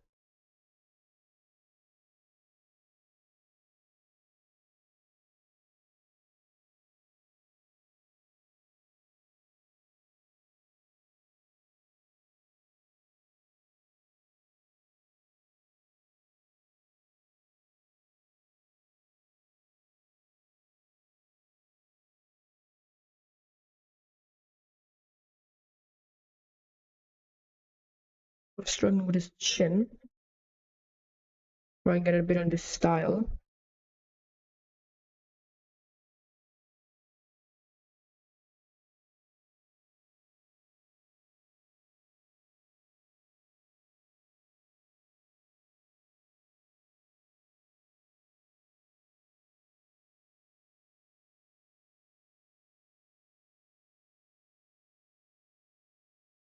Oh, your D&D characters. Yeah, I forgot about them too. Share their love. We're talking about everything else. So.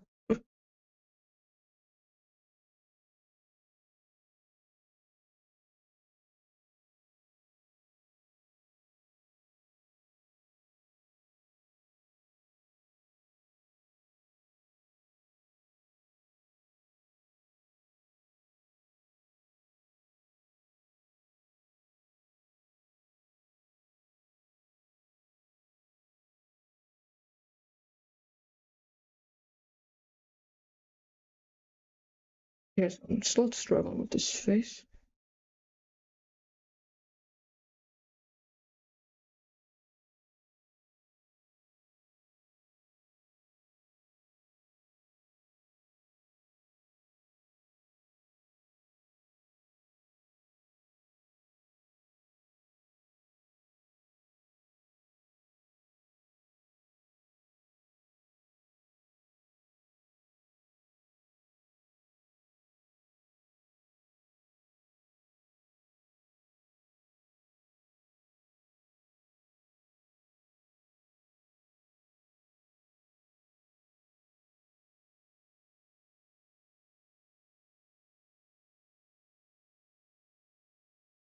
So, Sarek lives a happy and strong hunter. He forages, crafts things, and is really useful for his village. He has some friends there, and he knows someone who has sweet wit. I can't speak today and read today. I'm so sorry. He's known her since childhood.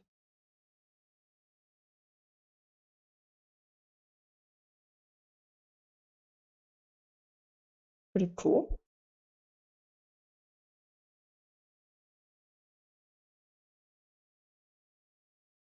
So does Tarek ever leave the forest?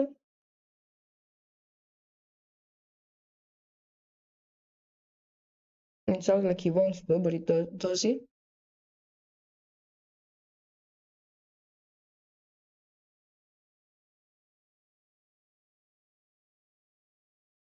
Sorry, I type fast and make typos. Don't worry, my friends have a stroke every time they read my messages. I know, I can feel like I know what you. What I can't speak. I can't speak. Oh my God.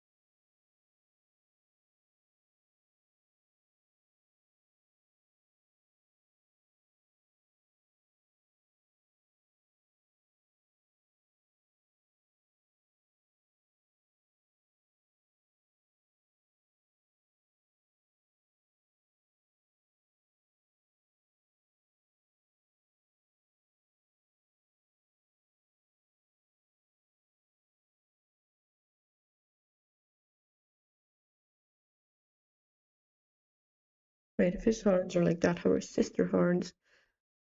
Oh, I got her sister's horns wrong. They're not like that.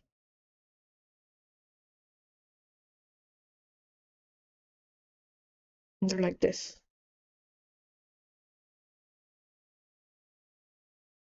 It's fun playing around with different characteristics for tieflings. Like they're all infernal tieflings are all red. What shade and hue of red are they? And how are their horns? How do their horns look like? You can play around with all this stuff while making a tiefling.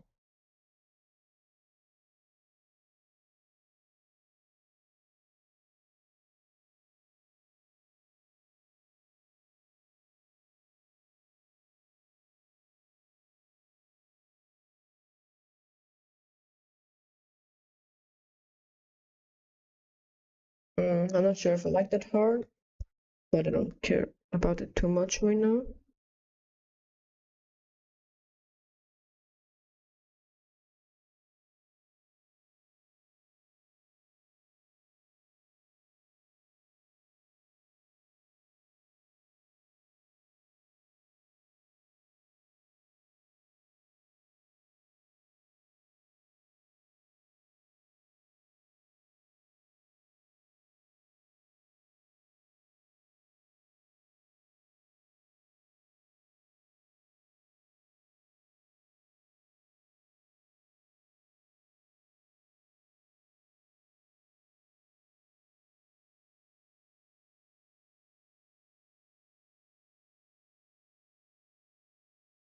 I'm still missing something.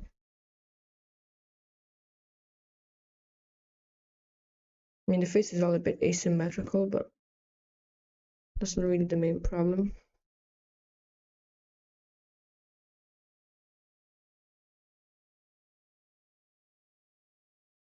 Oh, another D&D lore message. The use of the elven magic is not known to them all. The one is in love with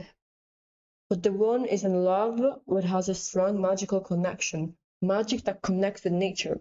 She feels magic spiral and connect things like veins in living body of the land. But the veins in the pewter forest become more tangled and acted too much to unravel, which is why no one can enter the forest unless they can see the magic as she does. The one he's in love with. That's pretty cool. For fire, so okay. I thought I just didn't know the meaning for putter. All this lore is so cool, but I'm so dyslexic. I jumble up words every 2 seconds. The chat is so small from where I'm sitting. I can all the words are so small. I'm not even wearing my glasses right now. So I can barely. I can read the words, but I can't really see where they are. I'm gonna put my glasses on and hopefully I can read better.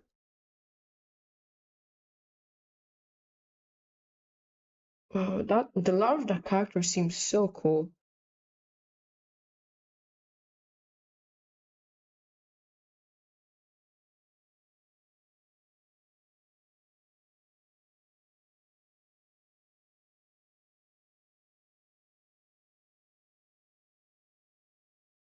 Do you have any drawings of him?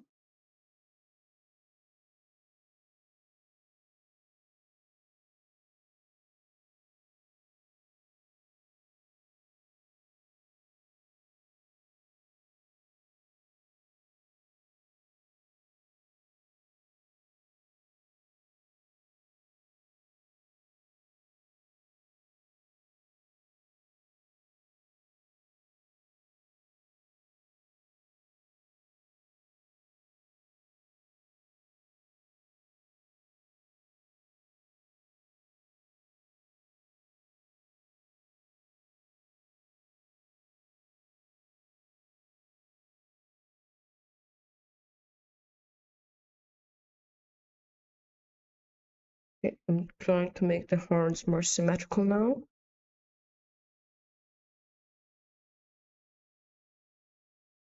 Okay, that's better. Still not perfectly symmetrical.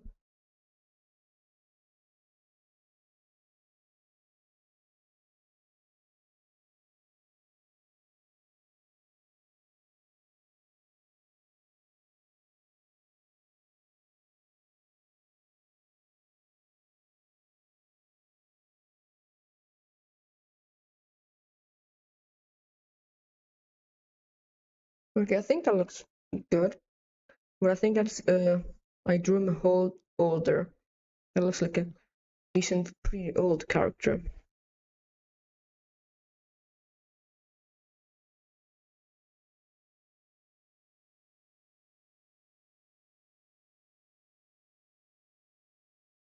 And I don't want him too old. So I'm going to keep that. But I'm going to try and make him younger.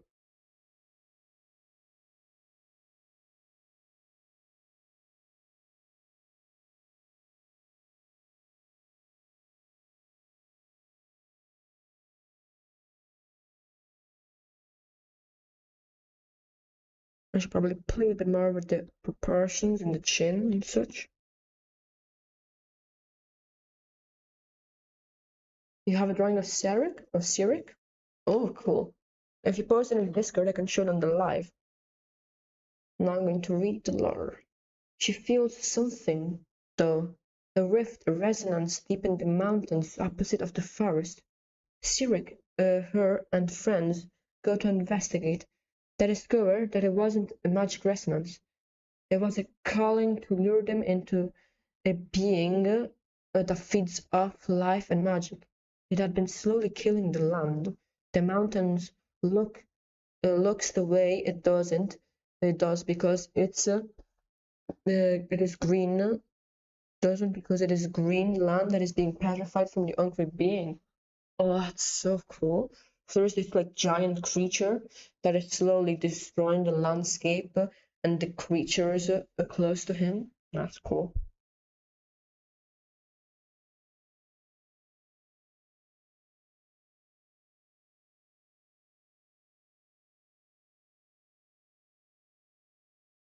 No, I gotta go and check. I gotta go check on something really quickly. It's probably gonna take me a few seconds.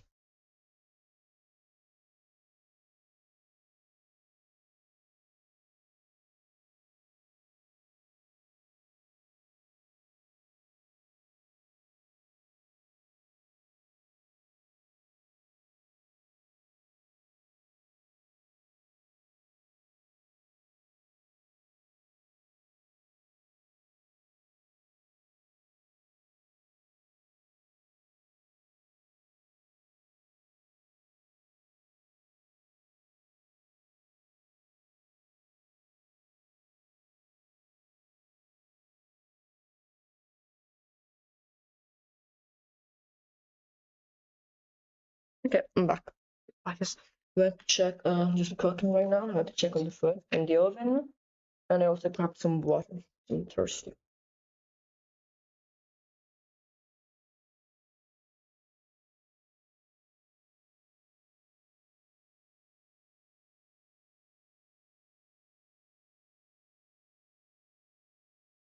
So bad at drinking water.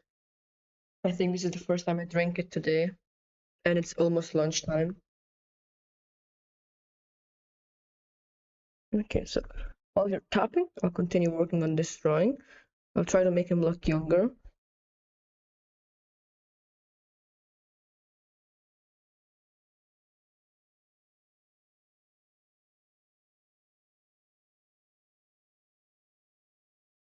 It's already better. But I feel like to really sell the fact that he's younger, I need to change the chin.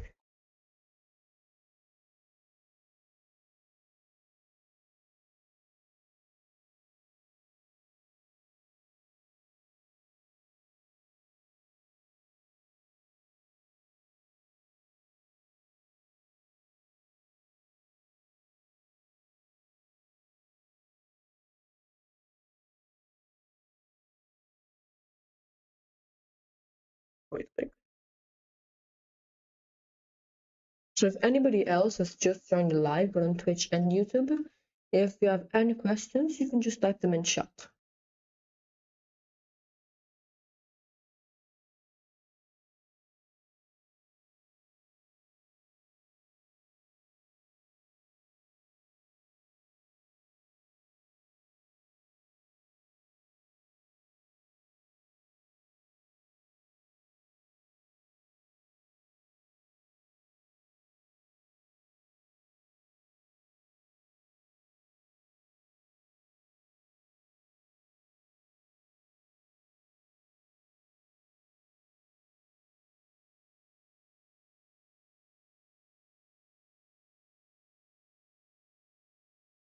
Okay, that looks younger, but still not young enough. It feels like I'm doing a progression from old to young.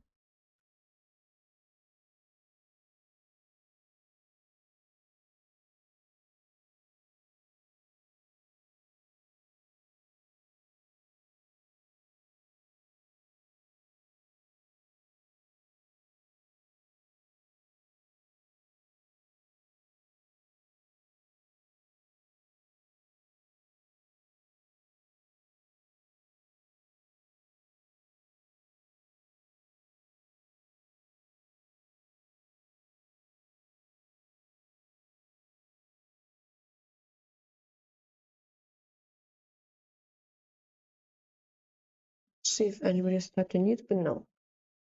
So now I'll go read your message. 1 second, and I'll read it. They try to flee, but they can't. The being is too strong and threatens to devour everything. She realizes that in order to save everyone, only she can do anything. So she taps her into herself, pushes everyone out, and reverses the petrification to seal the being away. But this means it seals her away too. Oh, that's cool. We've got both. We've both got a girl that sacrifices herself to save the people that she loves.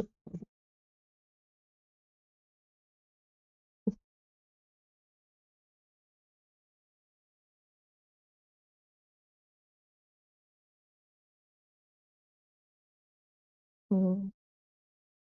You have a video game that you play?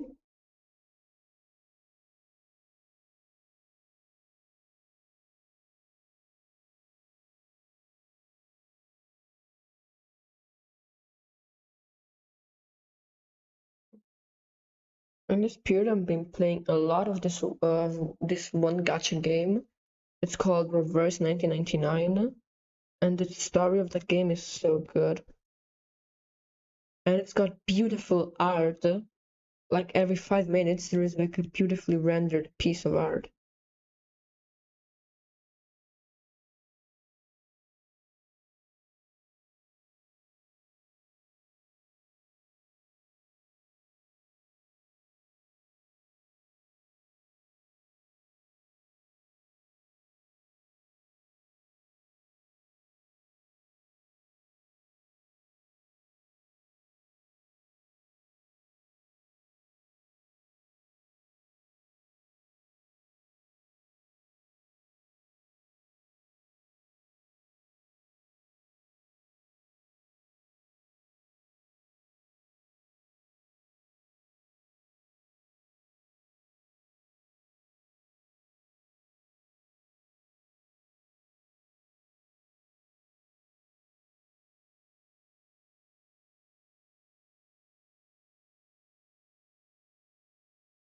This looks creepy. Why does it look so creepy? The smile is the smell the problem? No, I think it's the eyes. Yeah, the eyes are weird, creepy. Maybe we should not make him stare directly into our soul.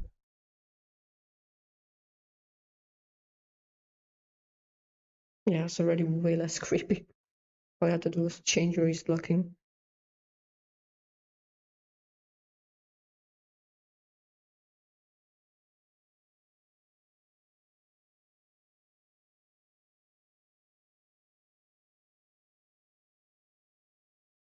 She knows Sirik longs to see the world, so her last parting wish is for him to follow his dreams. The whole of the being and the chasm around her is petrified into solid stone, as she stands as a reminder of the cataclysm prevented to this day. Sirik visits her every day and just sits near. Oh, it's so sad.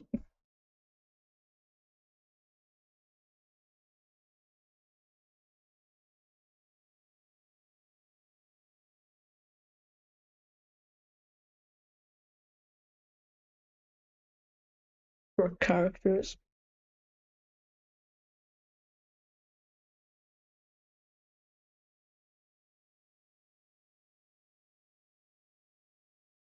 That's so cute and so sad at the same time.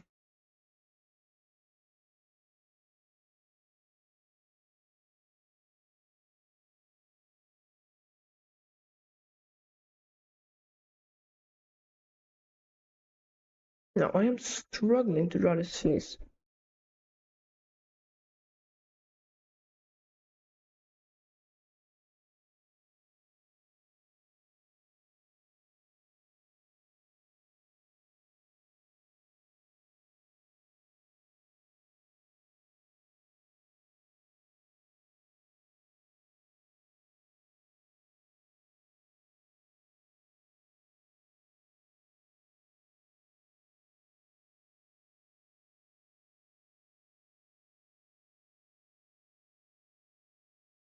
Maybe it would be better if I started with drawing a profile.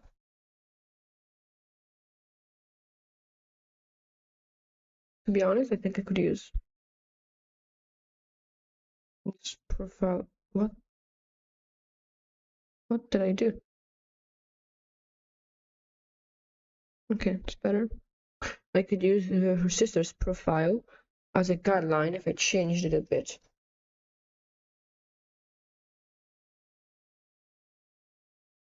Make it a bit more male. At this point, that's probably useless. I should just directly grab the first reference.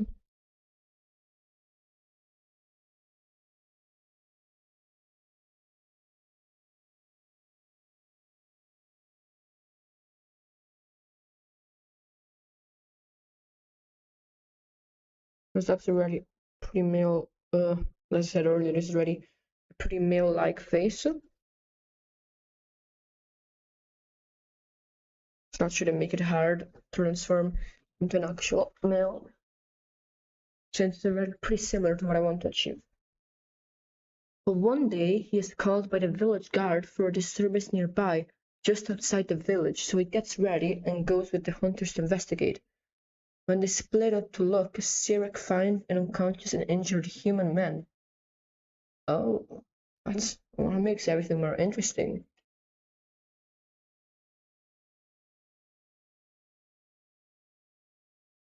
What happens next? Do they like interrogate him? Try to save him? They find out what the word outside is? Changes everything.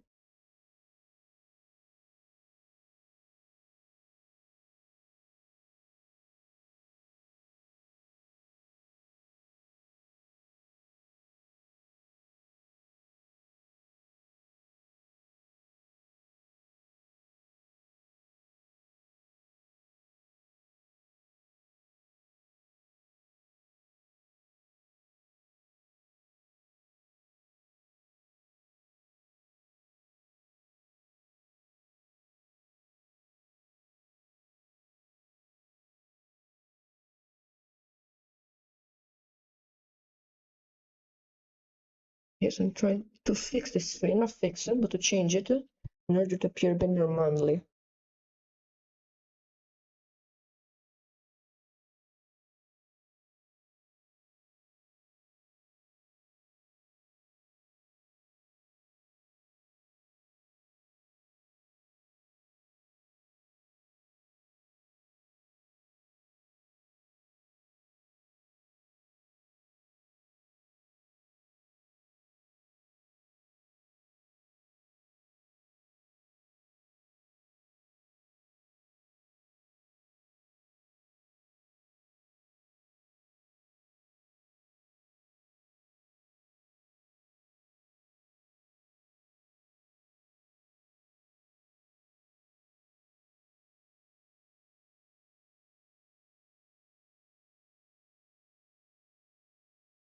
Is the cheekbone. It's like kind of there.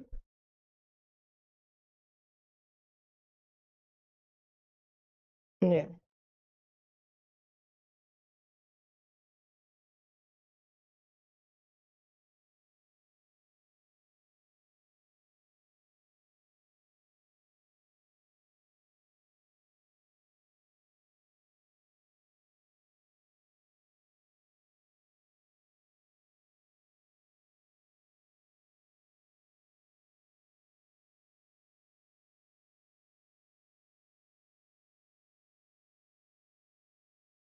So something like that.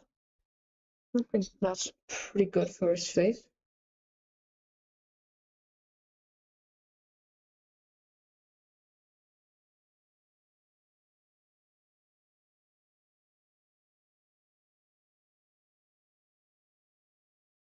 So now I could implement another strategy to draw his face from other angles.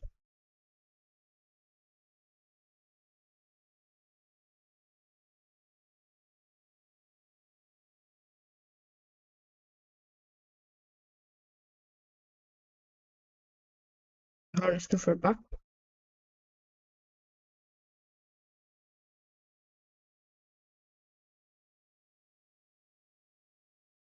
But now I can actually do another thing that will help me draw his face.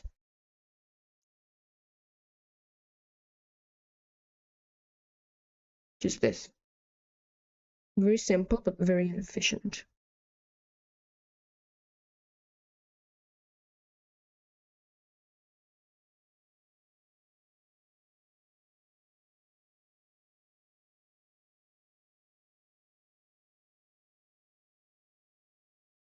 This line is extremely annoying. There's this line.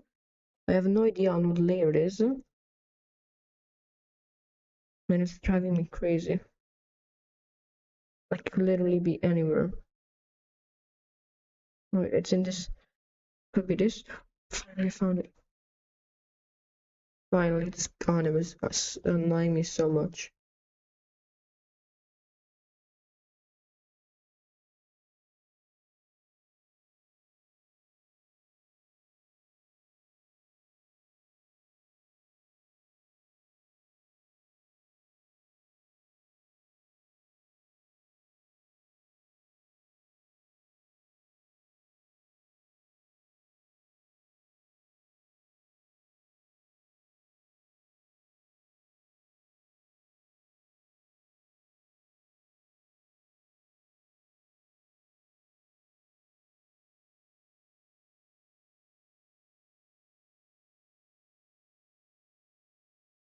It's pretty good.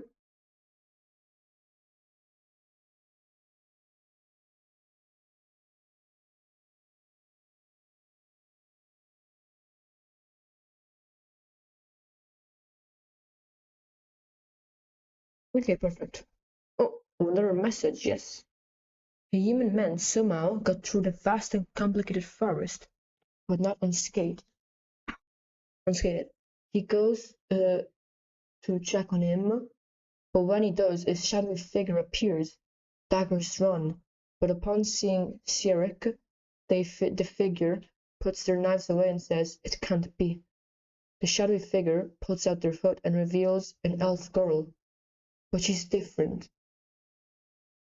Her skin is a beautiful faded blue, her eyes golden, and her hair is white as snow.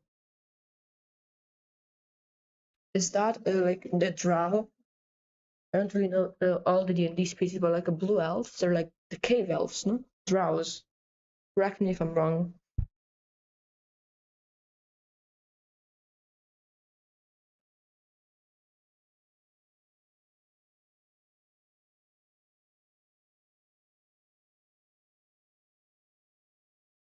Yes, a drow, you got it. Cool. So they're even cave elves. And those elves probably were never enslaved, because who would discovered elves in caves?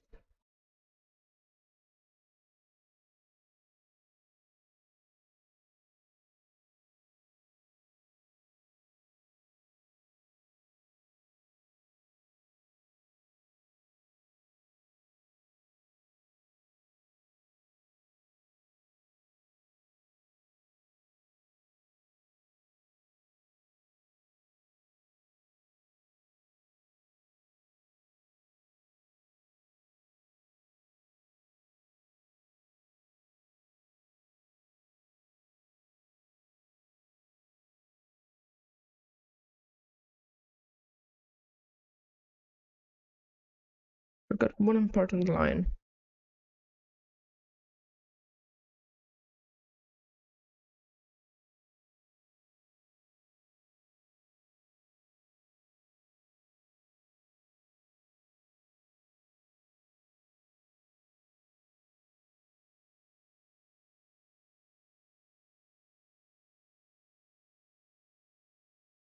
Very perceptive of you. That is correct.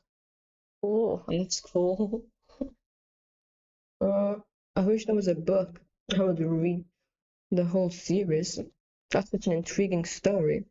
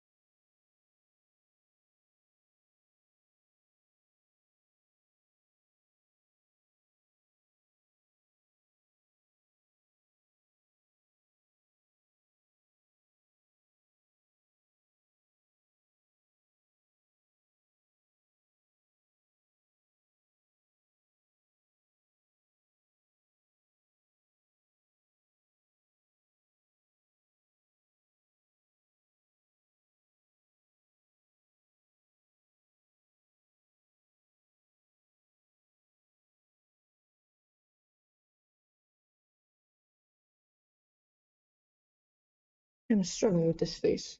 So if this were a book series, that would be the end of the series books. That would be a cliffhanger. Oh, cliffhanger. I want to know more about this character.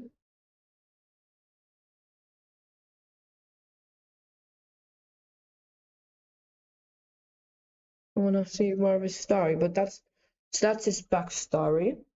Or because you're a D&D character, but is he in a campaign, or is just a character that you write a story on without actually playing? Or is that the part that you've already played?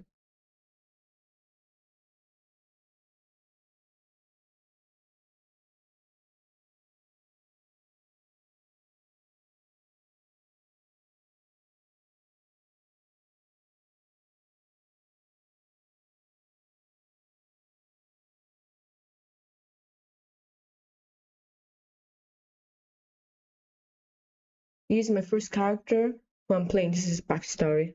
That's a crazy good backstory.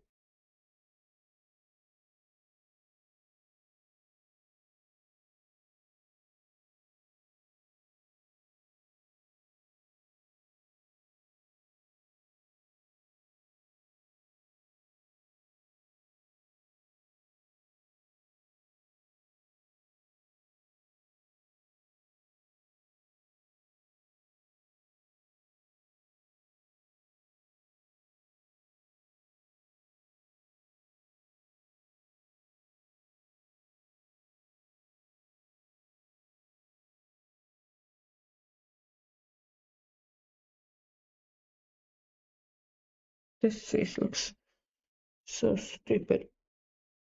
Why can't he throw?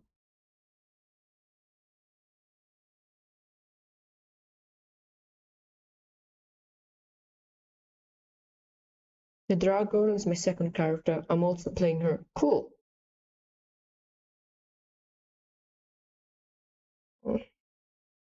I'm struggling with this. What is going on?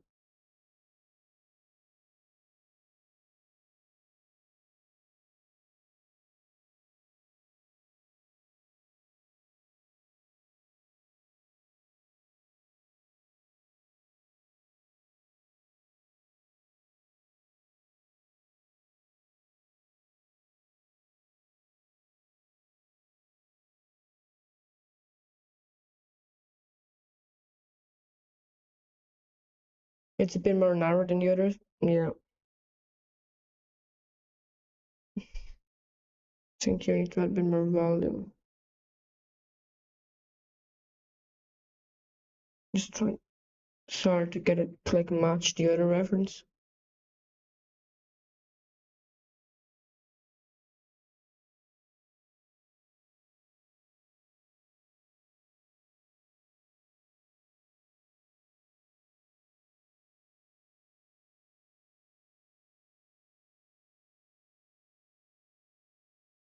think that's better.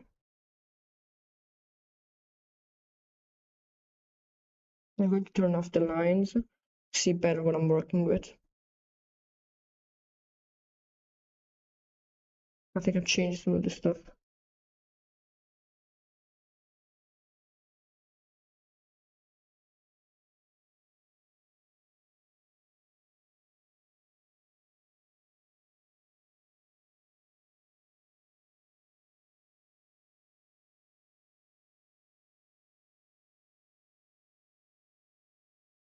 Yeah, it already looks better.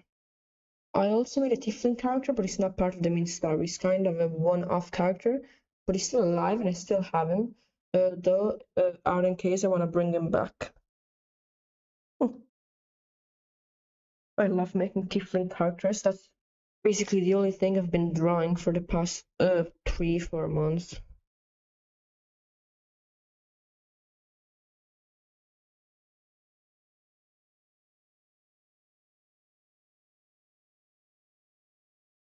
I have so much fun drawing different members of the cult.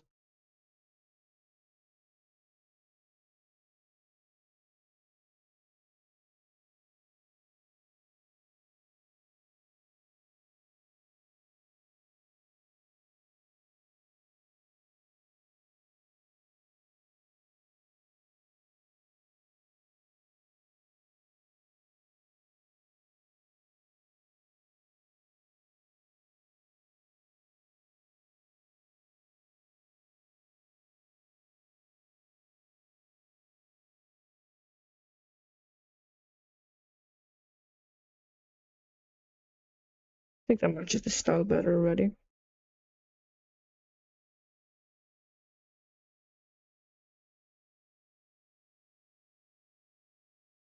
His name is Dalum or Dalum. How do you pronounce it? Is it Dalum or Dalum? Probably Dalum, no?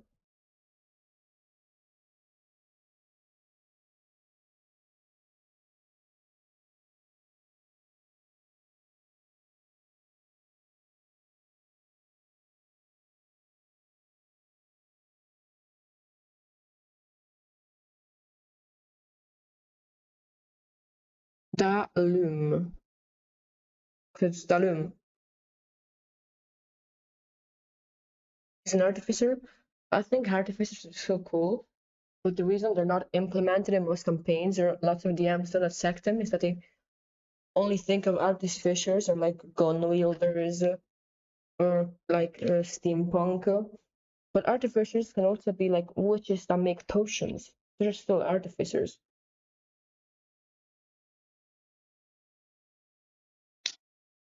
One of my players says that if her character ever dies, the wizard, she's going to make an artificer.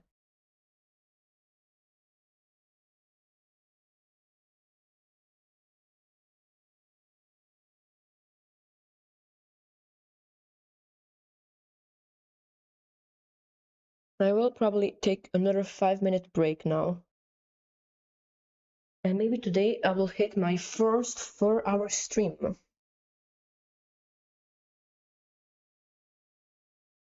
Yeah, that's fair. The loot doesn't help the case of them not being gun wielders. Well, there's nothing wrong with an artificer being a gun wielder. Yeah, I think artificers are really cool. What D&D edition are you playing on? The 2024 or the 2013?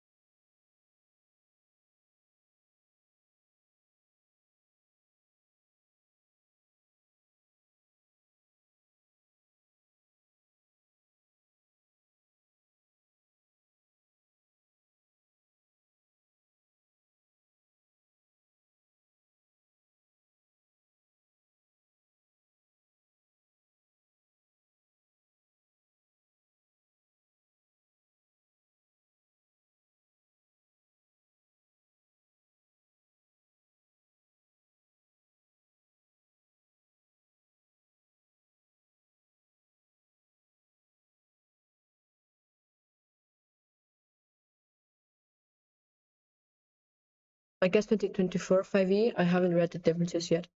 I only have the 2024. And it seems like most people don't really like it that much, but I don't see that big of a problem with it. We've been playing on it for a while, but it seems pretty good. Obviously, this campaign started before 2024 edition existed, but we didn't have any books, so we kind of just made up lots of the rules. So it's basically our campaign is mostly homebrew, but now we're starting to implement official 2024 rules. I think it's pretty good.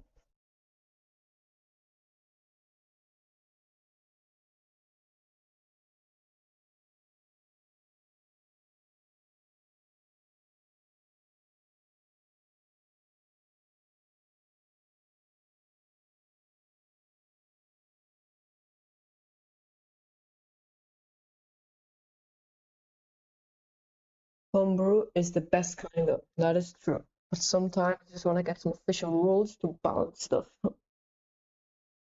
Because some of the characters, Alim, the dwarf that died in the last session, he was absolutely broken. At level 3, he had a +8 in strength. So we got some stuff wrong and ended up with these crazy stats. So with a bit of rules, that's a good balance.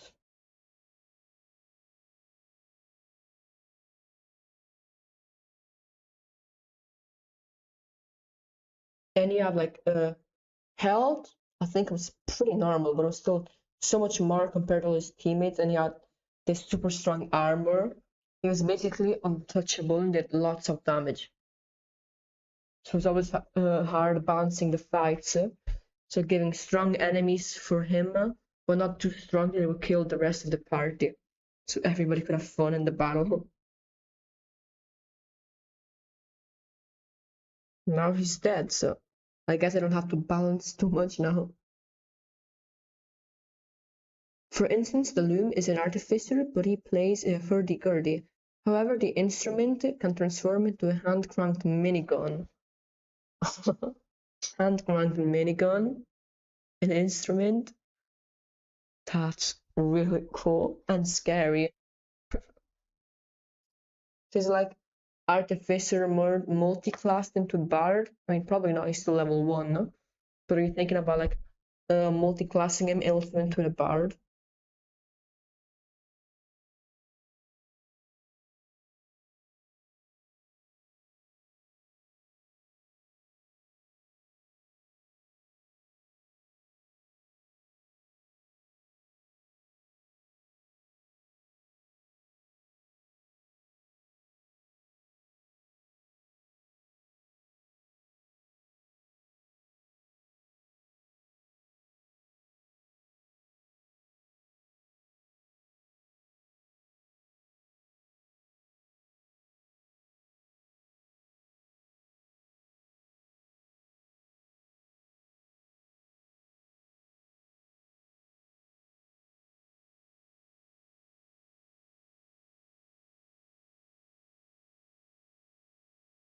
Yeah, he wants to rebel against his family expectations and be a musician. His family expectations don't mind that he's a gun-wielding maniac. They just don't want him to be a musician. Is he like born into a mafia family or something? Because it feels like the main problem shouldn't be the music, it should be the guns. What family is that? He rejects their powers and magic, however the minigun is powered with hellfire bullets. Oh, that's cool.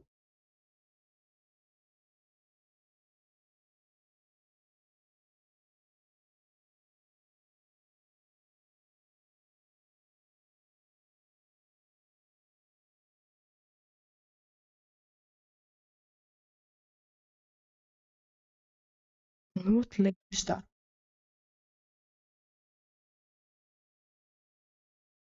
Okay, perfect.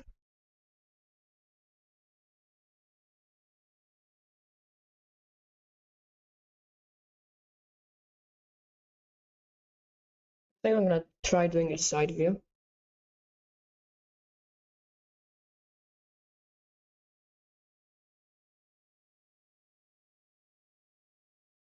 No, I think we'll take in a few minutes another 5 minute break. And if you have to go to sleep, please do. Said we're gonna fall asleep earlier during the break. If you have to sleep, you should sleep.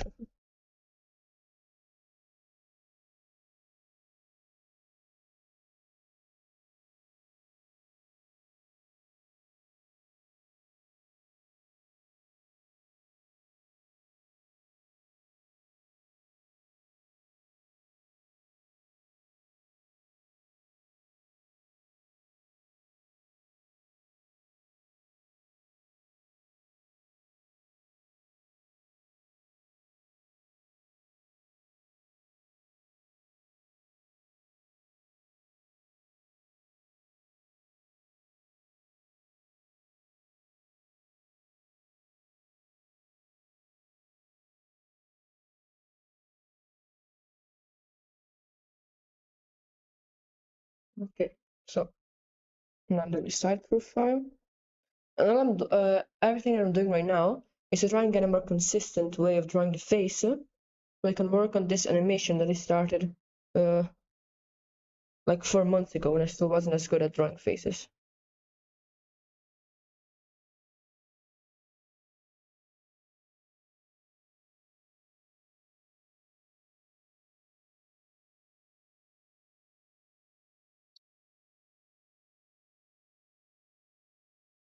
I'm still very new to animating. This is the first time I animate a character. Well, not really the first time. It's like one of the first times I really do animate a character with a full walk cycle and perspective. That's amazing. Thank you. I'm still trying to learn animation, but I am way too stubborn. Every time I try to learn something new, I don't start with the basics. I start with something complicated and then regret it because I spend like 50 hours on an exercise that's way too hard for me when I could have improved a lot more with like 5 hours on some starting some basic exercises. But I still want to finish the animation because I've spent so much time on it. At this point, I might as well try to finish it.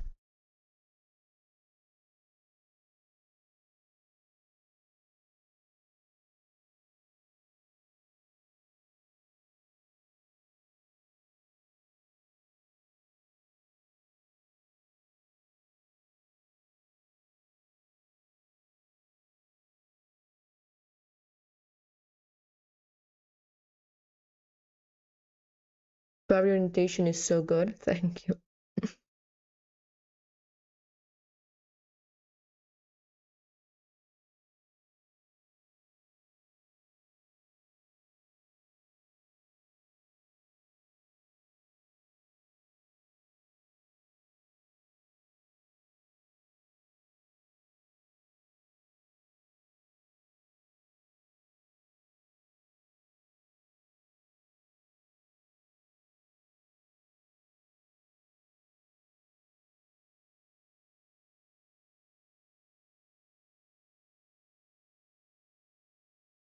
His family are a large high society group in hell that expects him to inherit the fortune and company of magic goods.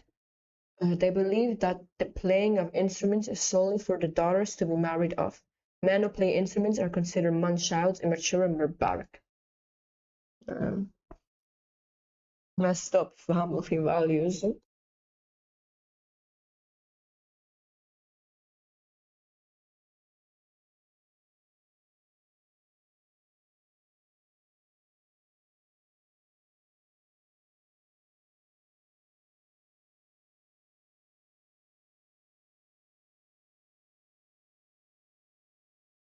I think I'm going to take a 5 minute break soon. Probably like 5 minutes. I'll start the break or something.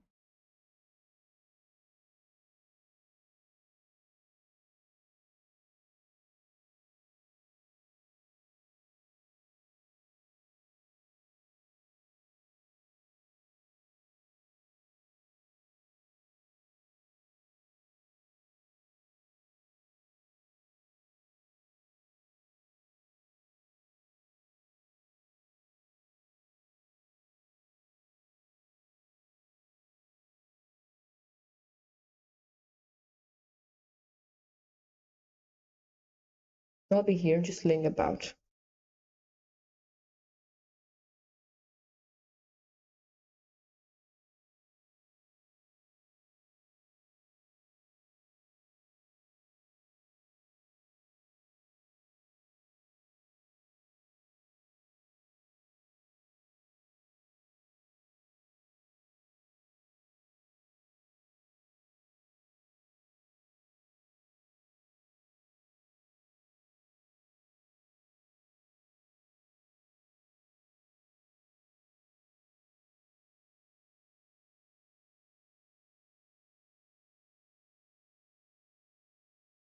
The chin is still way too big.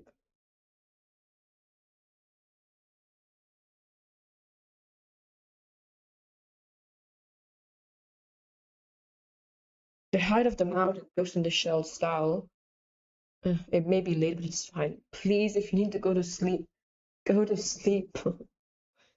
It's 1 p.m. for me. I'm not streaming late. You shouldn't have to. Please go to sleep. It's today's a Tuesday.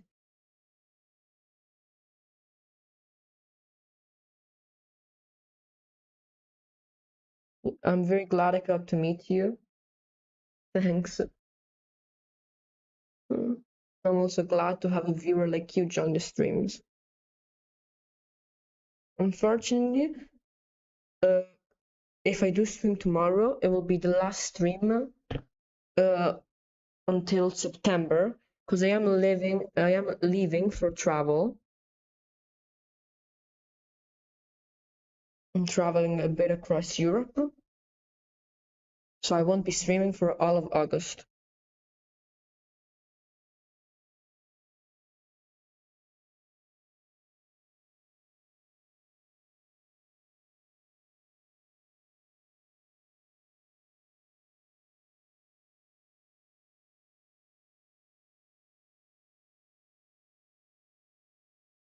Good thing I followed Discord. Yeah, if you want, I can give you my Instagram link. Insta, and I also have a YouTube channel.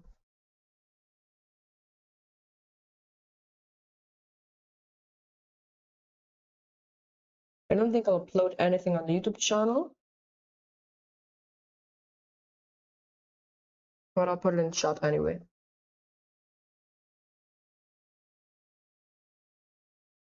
So that should be the YouTube. I'll just make it easier. I have a link tree or something where you can link stuff to. Now, it also links to my YouTube and it also links to my Webtoon. Maybe you can catch some of my streams too. Oh, you also stream? Okay, you said that earlier with the bots. That's cool. I'll definitely drop you a follow then.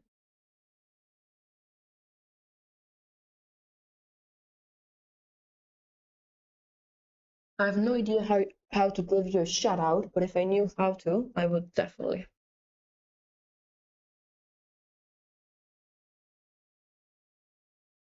It's like this. No, I have no idea how to shout out someone.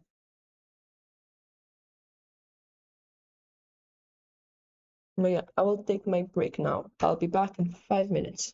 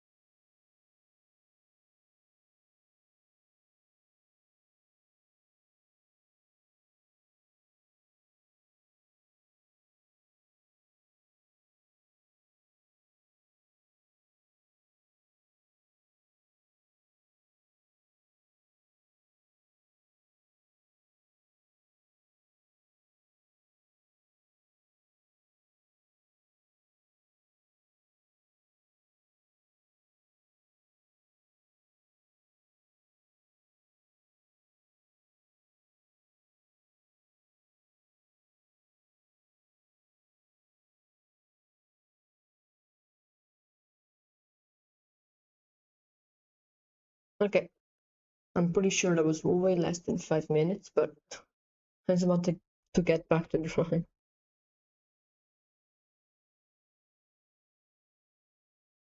No, this face looks absolutely ugly again. I'm getting a bit distracted from drawing.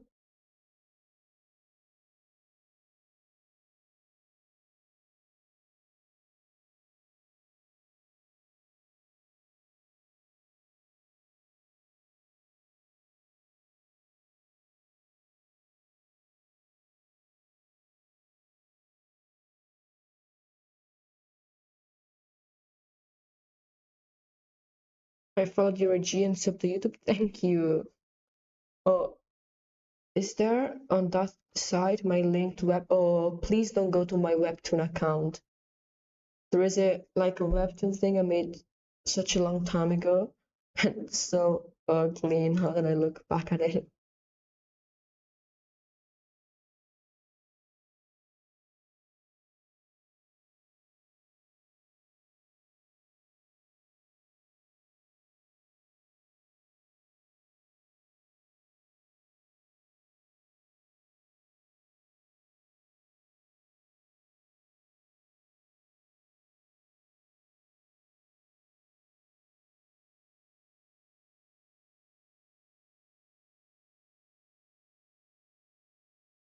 But it's part of your lore. Okay.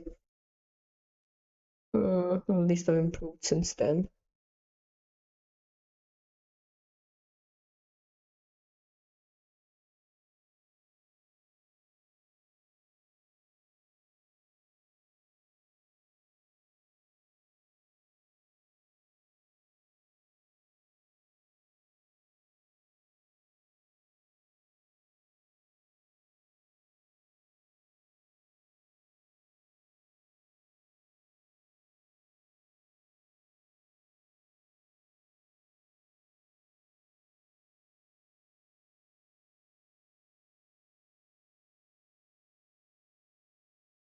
Right now, I am 3D printing chainmail armor.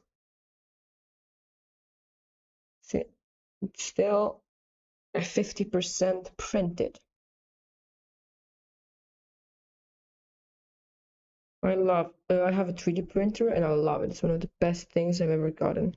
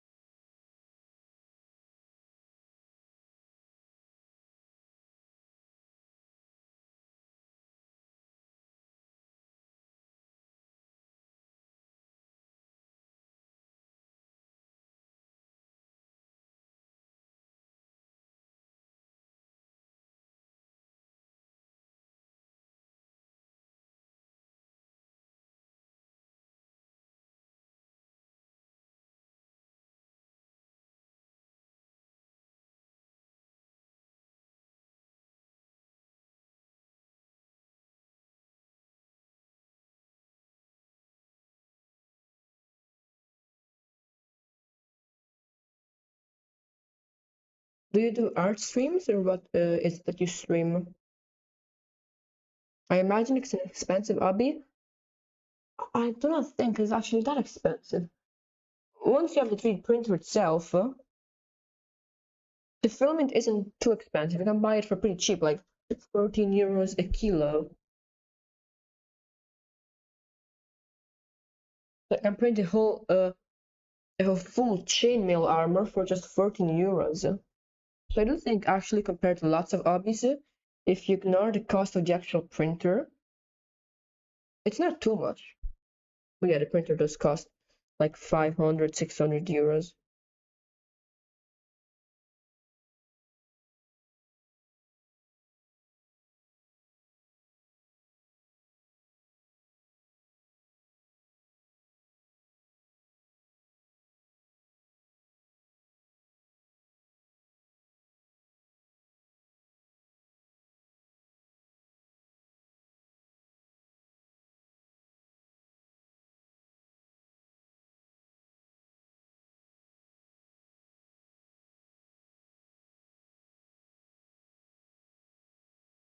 I have done art streams before, but I don't have the proper equipment to make it look and sound nice.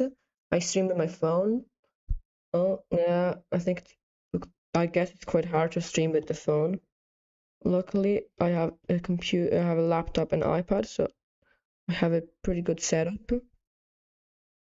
But I don't think I could stream with my phone. I would go crazy.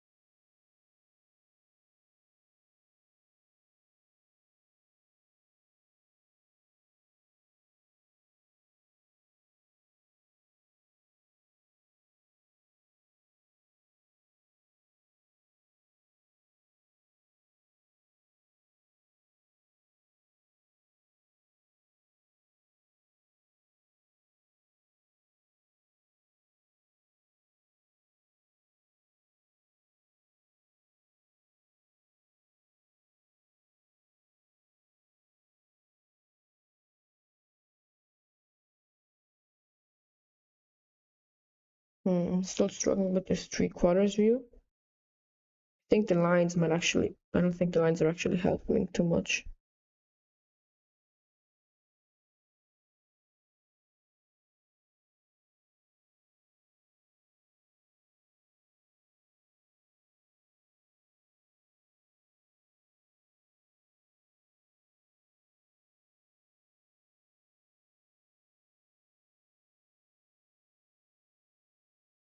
I want to get legit cameras and microphones and I could play music when I draw too. Yeah, I would like to play music, but since I'm also streaming on YouTube, I can't have any music.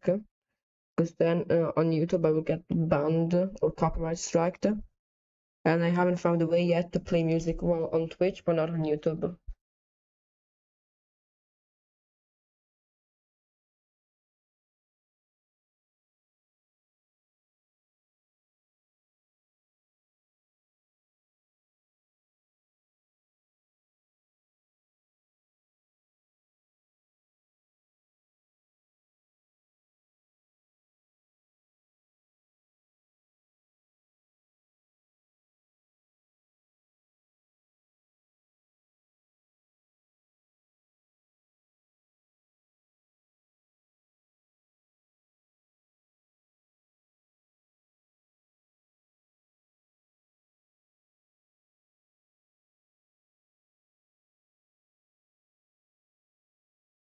Do you usually stream on Twitch and YouTube at the same time? Yes, I'm streaming both on Twitch and YouTube right now.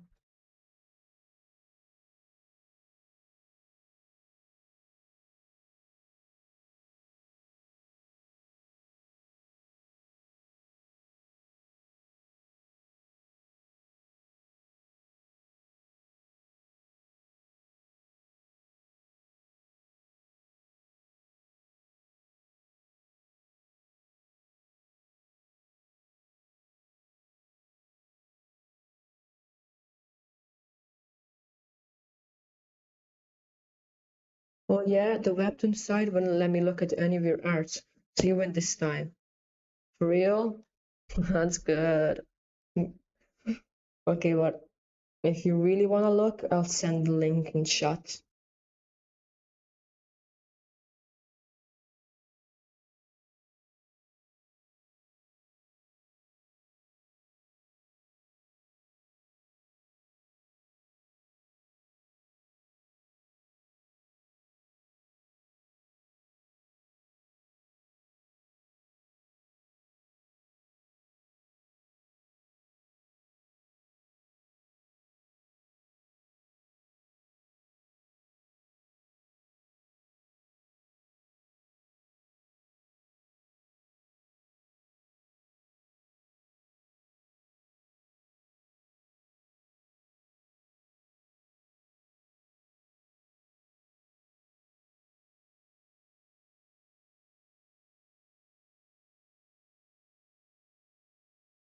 I'm not sure, but that link should.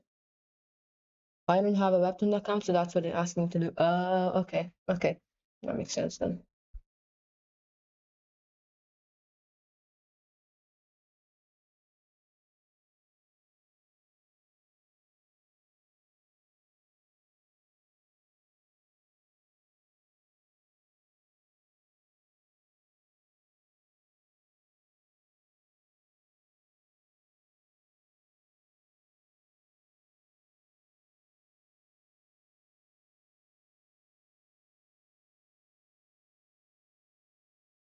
So I have to stream for 30 minutes to reach the 4-hour mark.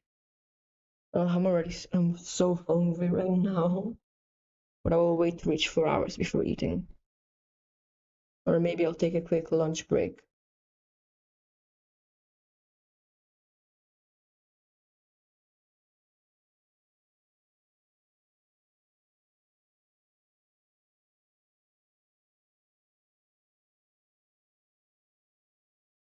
Why not grab a snack real quick? Yeah, I'll grab a banana or something. I'll come back. You give me a few seconds.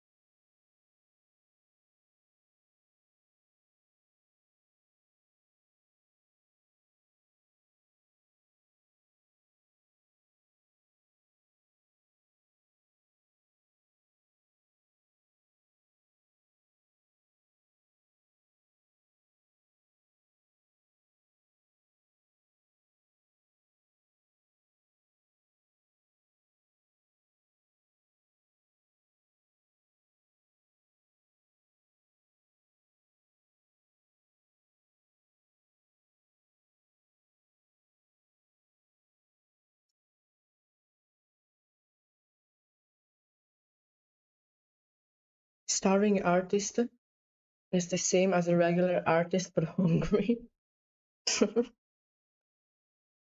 It's true. But I think I will take a quick lunch break. It'll probably be like 10-15 minutes.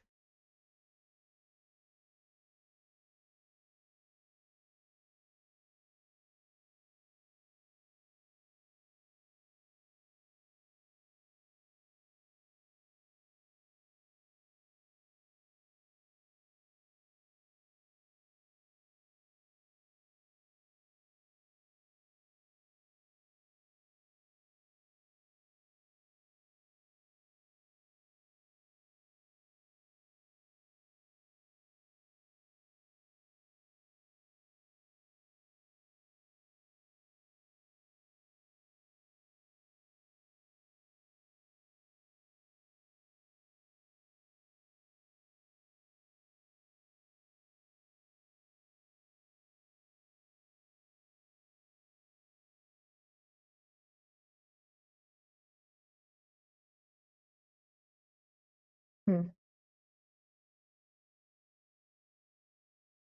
That looks better.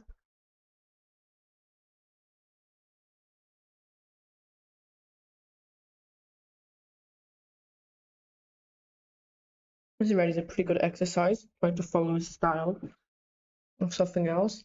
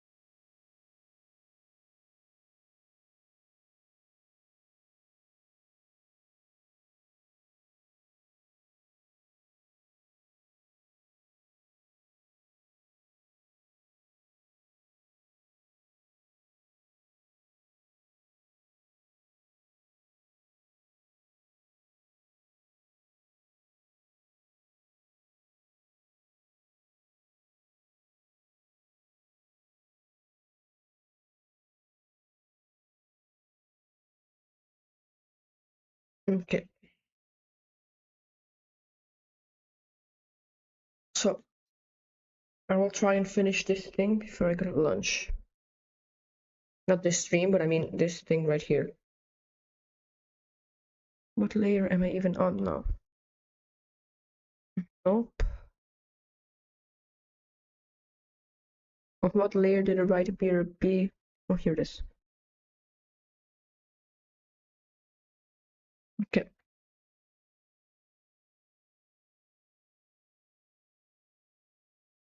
Perfect.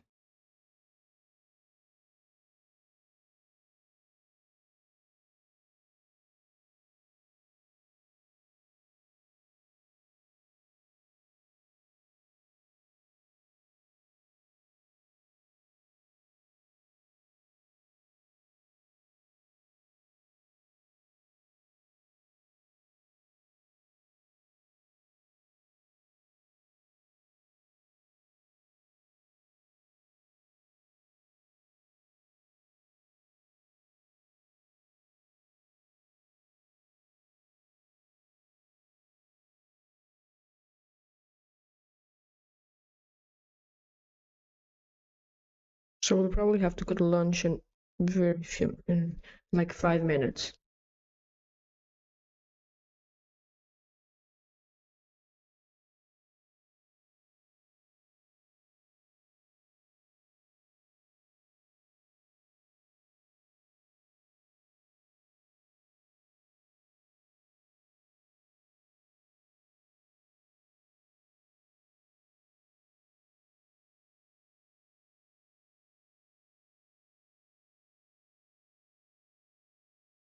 I'm definitely still struggling with this style, but I am getting better.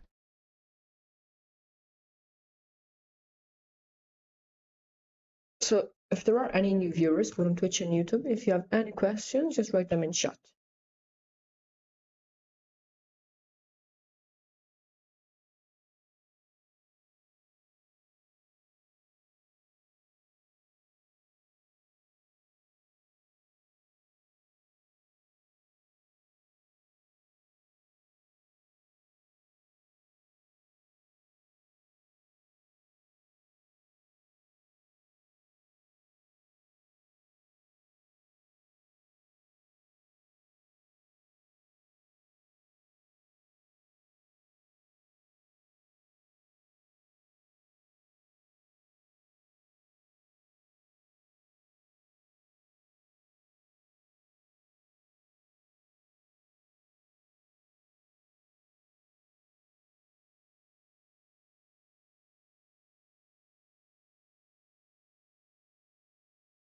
I think this looks decent enough. Do you plan on making merch of these characters, like on Etsy? Uh, in the far future, maybe. That's not something I'm thinking about right now, but making merch and something, maybe in a few years, or maybe already next year, that could be something I could start working on. Because I don't have a big social media presence, but I think I could get it because on TikTok at one point I had like 12,000 followers. So I'm pretty sure I could, if I wanted, I could make merch and be able to sell it. But I feel like that would take so much of my time away, and already apart from the summer, I don't have much time to draw. So I'm not sure if that's something I would want to do.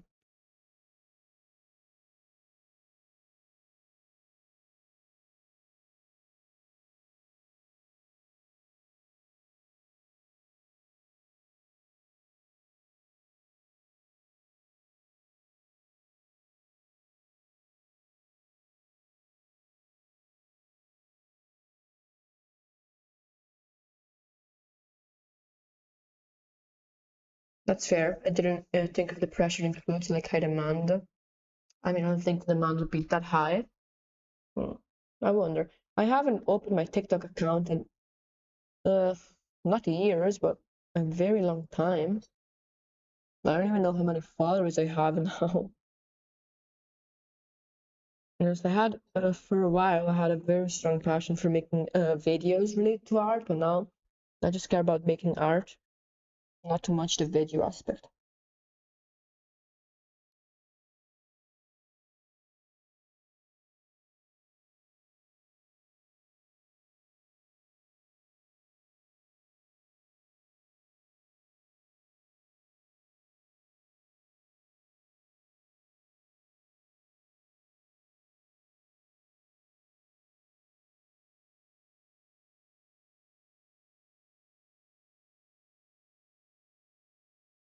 think that's good enough for now. Maybe I want to remake that one, but not right now.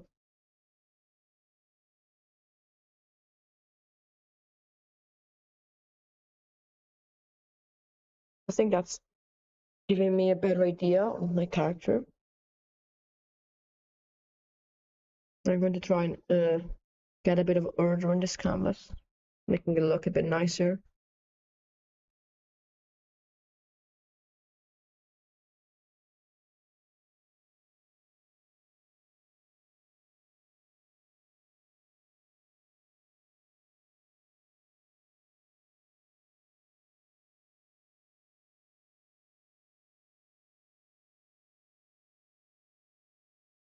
If that's the case, I'm truly blessed and honored to see you draw in real time.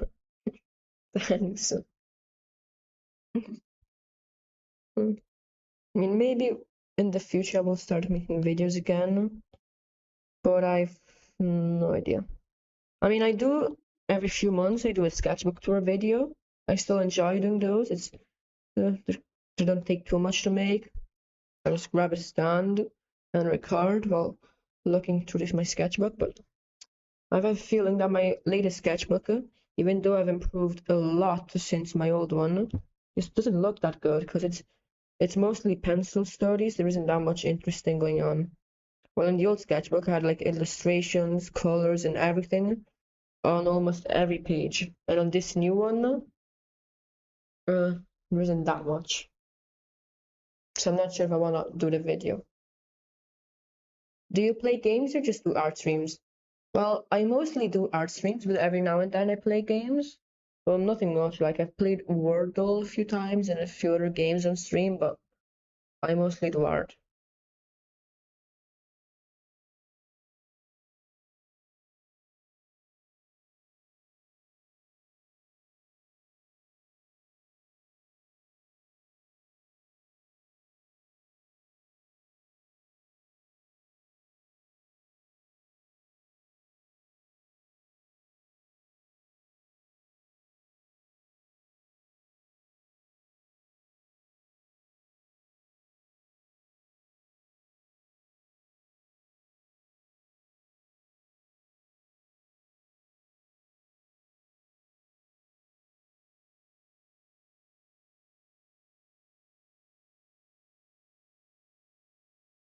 Okay, so now I'm just adding this other layer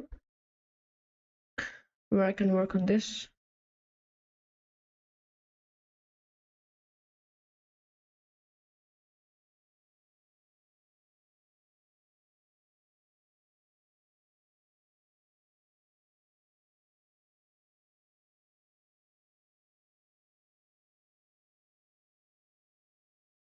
I play cozy art streams are the best. I play back a variety of games when I can afford the proper things. I'd like to do art streams too.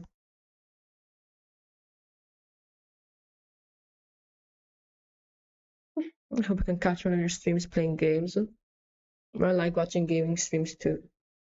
I mean, I do prefer art streams. I can just relax a bit and draw while listening to the person drawing. But I do also really like a good gaming stream.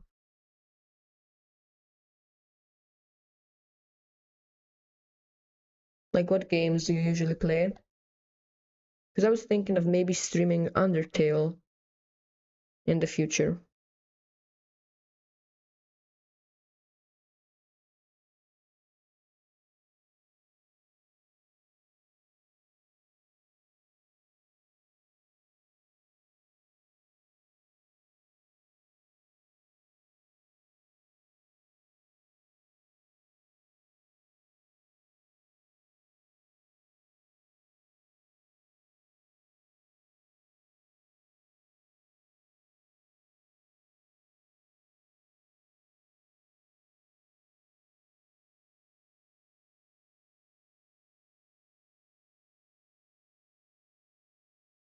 So I'm just tracing over, cleaning up the sketch from earlier.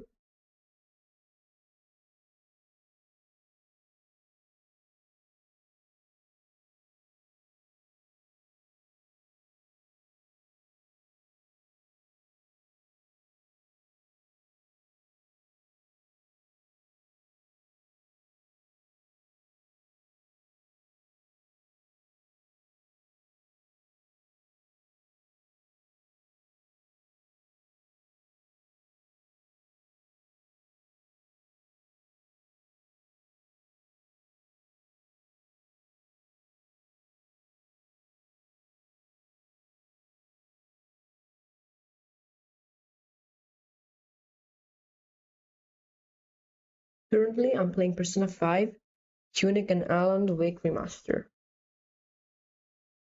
I've heard of Persona. I've never played a single Persona game.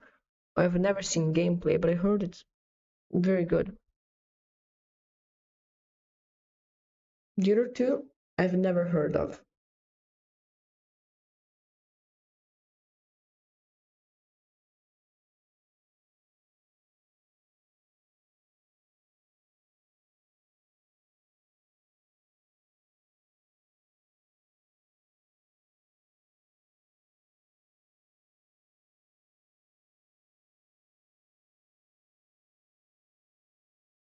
On my Discord, I have folks help me decide what to play by putting up polls.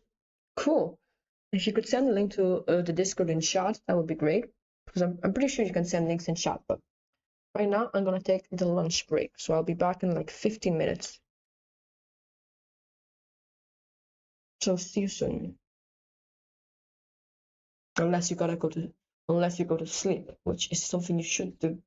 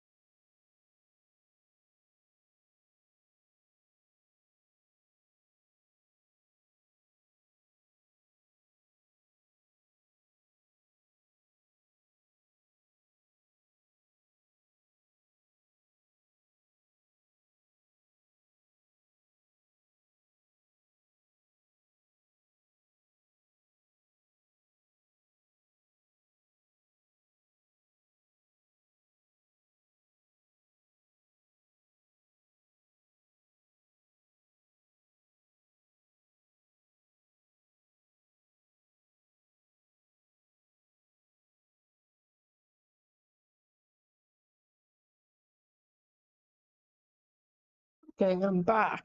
I'm back. Everything should be working. I'd accidentally opened the wrong screen for a second.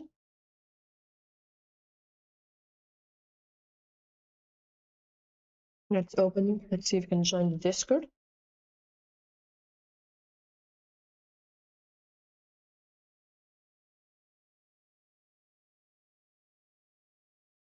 Let's see if the link works. Should work. It's taking a while to load, but that's because my connection isn't too good. Oh, I should be in the server.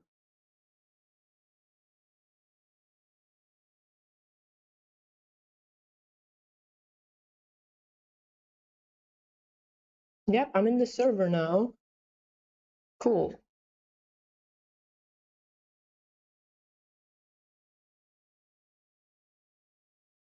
Let's get back to drawing. I'll draw for like 15 minutes and then I'll rate someone.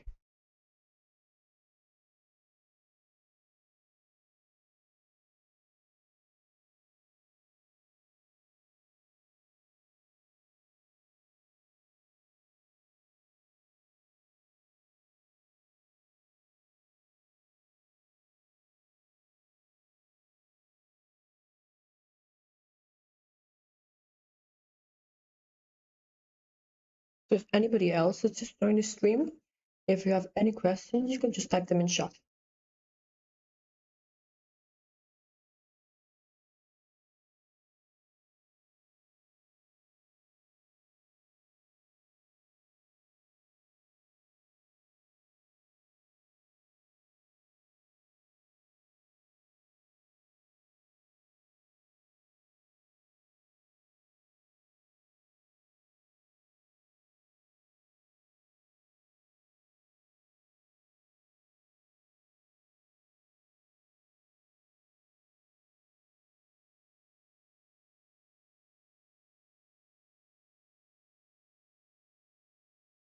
Have you fallen asleep?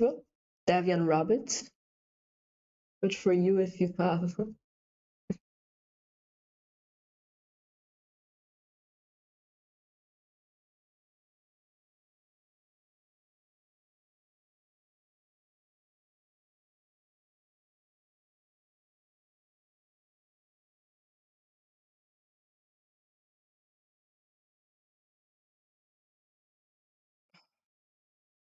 I've been drawing on the wrong layer. Oh, late now.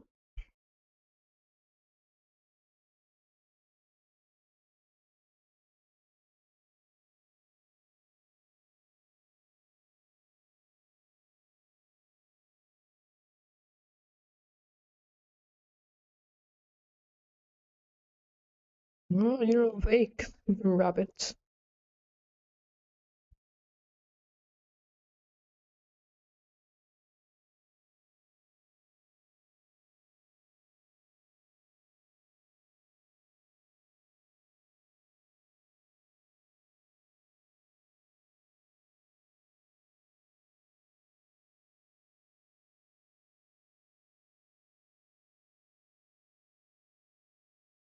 Well,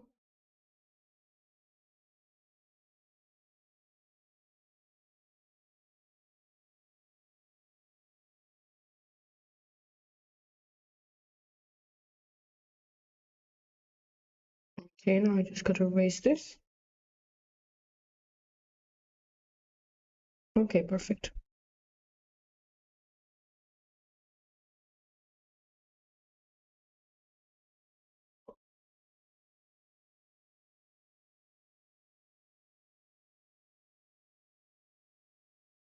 Okay, now it's good.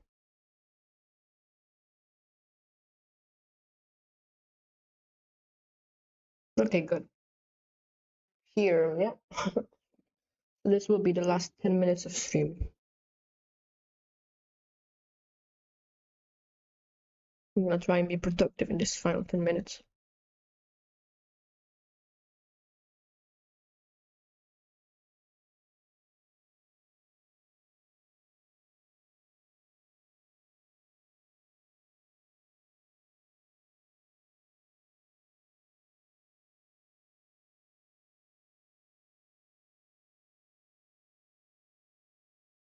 I think most of the problems here start because this reference is from an interesting view, and it'll probably look a bit better like this.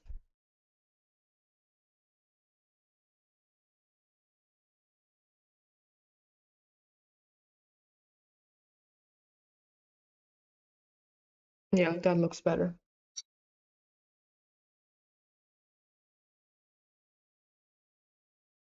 But now that doesn't really change much. This nose is a bit wrong though. I'm going to fix it.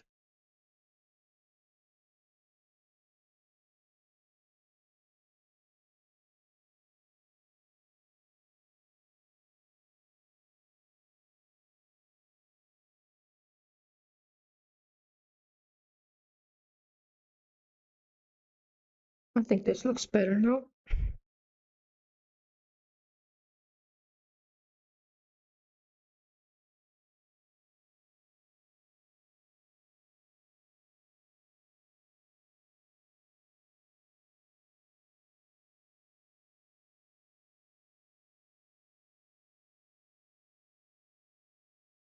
I'm just going to extend the lines, but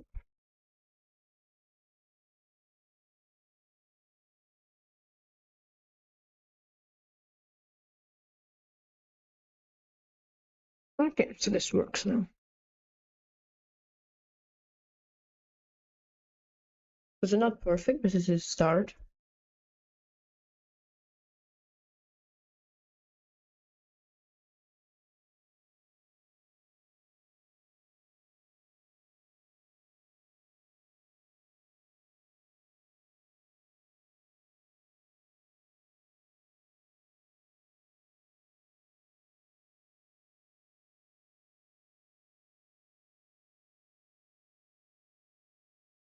Yeah, I think we could play Wordle now. I think I want to play a game of Wordle or something before I end the stream, because I think I'm done drawing for now.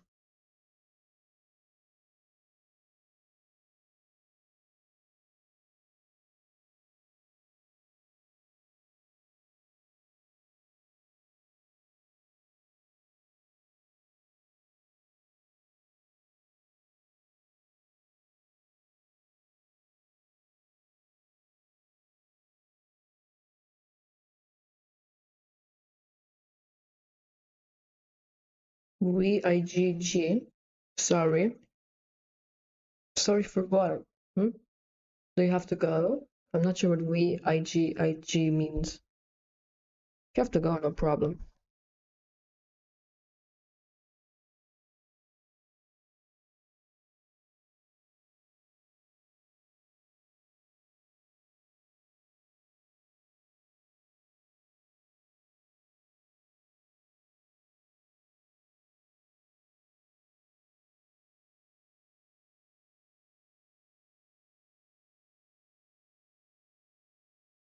That was me accidentally dragging my fingers across the keyboard. Oh no. Oh well. I think we'll play a game of Wordle before I end the stream. I think that'll be fun. So let's see if we remember how to do it. How to screen share Wordle.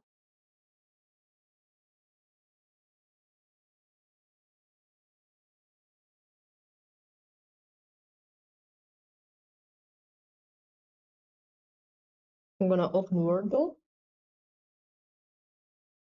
Do you have friends to raid? I'm not sure who is live right now, but if people are live that I know, yes. If nobody that I know is live, no.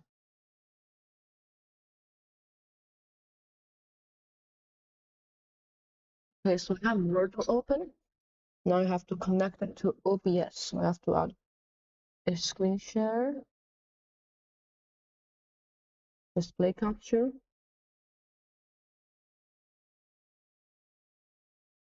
No, cancel.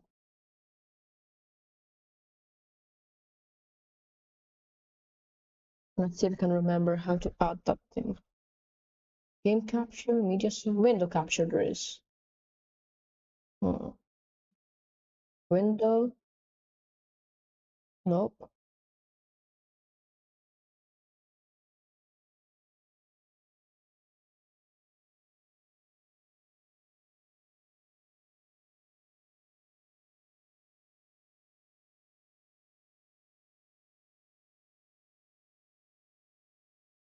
Okay, that works. Perfect. You should be able to see Wordle. Okay, what shall we try? What word should we try first?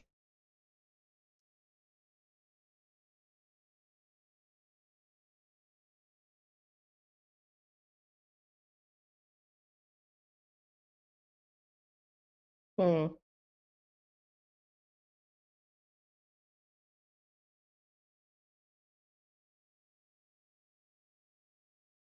I've never played this before, but I heard a lot about it. I never played Wordle. Like, never thought everybody played Wordle at least once.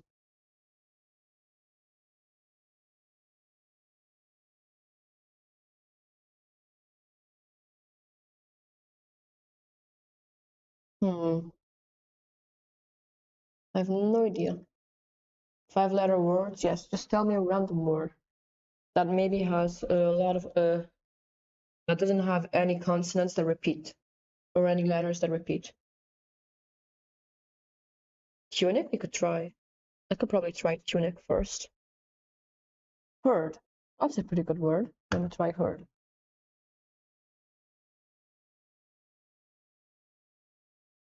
Okay, so we have an A and an E. Okay, that's pretty good. Palette, we could try palette. See, that's 5 letters, no? Let's see if that works.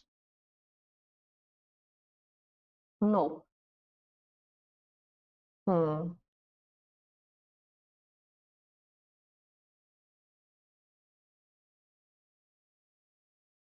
Ready. Okay, let's try. No, it's not ready because the D is there is no.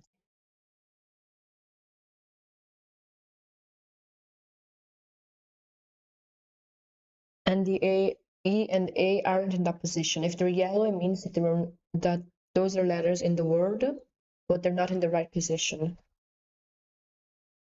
So, the A could be at the start, or it could be at the very last 2 letters. The E could be at the start, the end, or the center.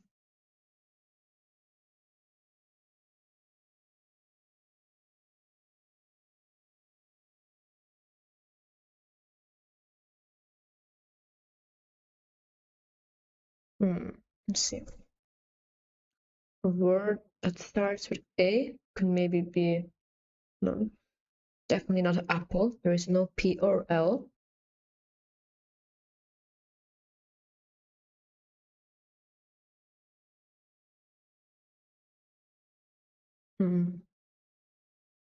Maple, no.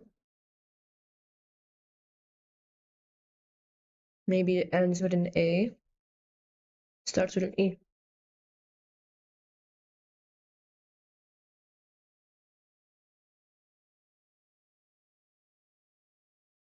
I'm so bad at Wordle, I can't think of a single word right now.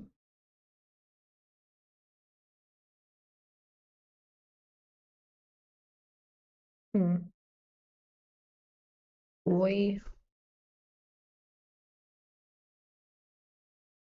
Bait? No, there is no A in the second place. We should try, I'm gonna try tunic to see if there are those letters. I know there is a not a T, but maybe we could get some more hints.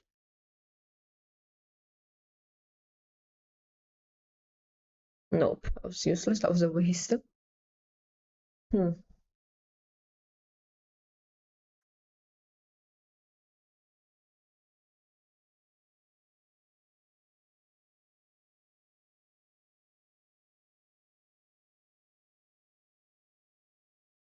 You only have 6 guesses, yes.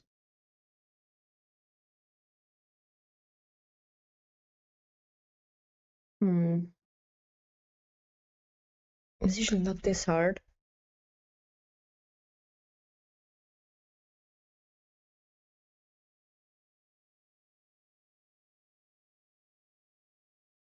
E. No, it's not even a real word.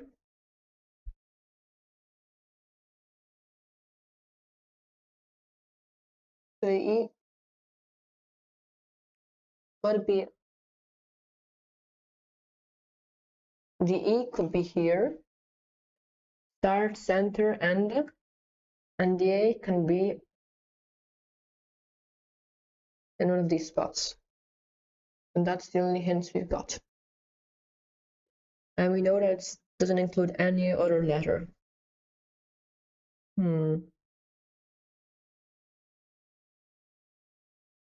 Make, no, definitely not this.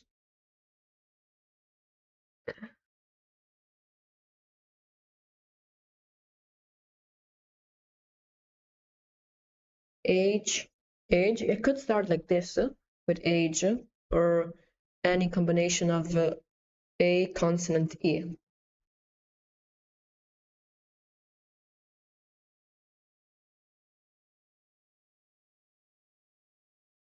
No, what else could it be?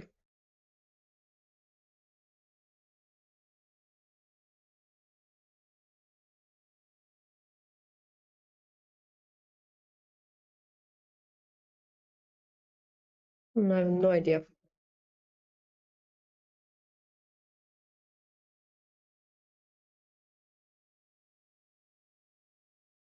This is hard, yes.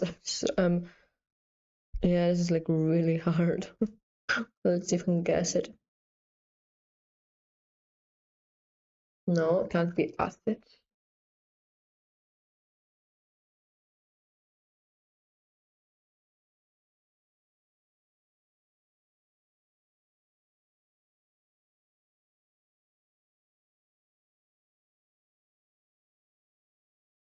That's not a word. Naive? Nope. I don't even think that's a word. Agent. Oh, agent's a really good one. Yes, let's try agent. Oh, but there is no N or T. I mean, you can still try and see if the letters are good. The ones that we know could, the ones that we don't know if could be there. Okay, that's an improvement. So we know the E is in the middle. There could be another E, but I don't think so, because it'd have to be at the start or the end. So the A has to probably, I would say the A is here. So it's something maybe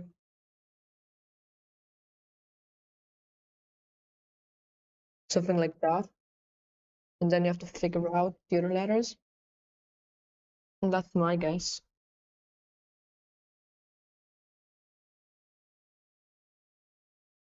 It can be great because we don't have an R or T.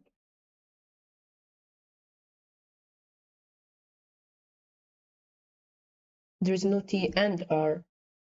It's not only T.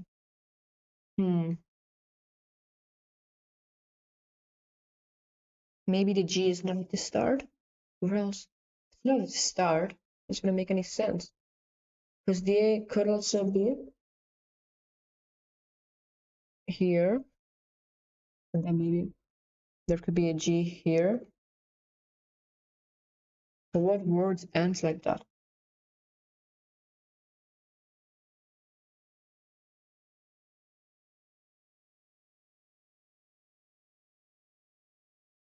That's not a word. That's definitely not a word. I'm just trying random letters and hoping to get something. This is not easy. So there is an E. There could be a G at the start, or there. The A has to be in the last two letters.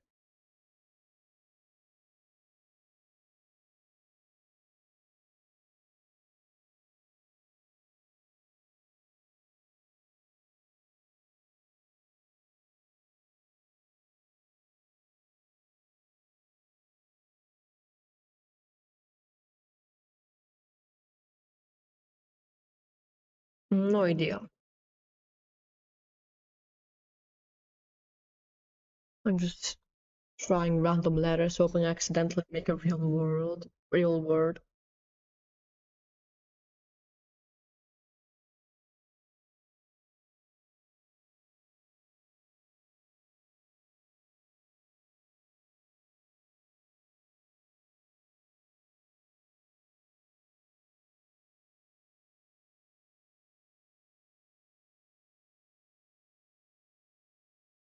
That's a stupid word to try. That's a stupid word to try. It doesn't make any sense. I would like to know if there is an O in the word.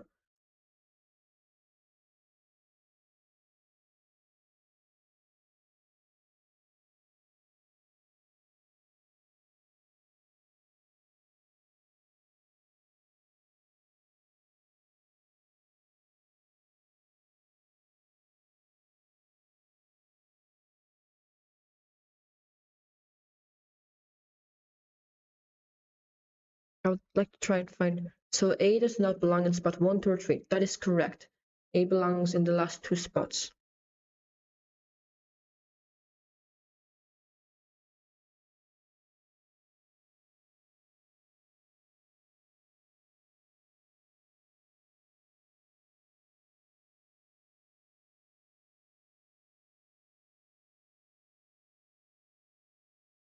It has to start with a G.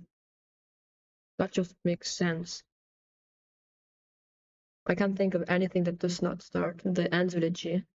Clean. Let's try that. Let's try that. There is no L. There is no L. I can still try it.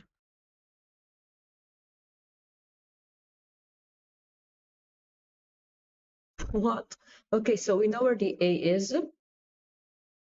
So we know where the G is. So it's something, something. So it ends like that.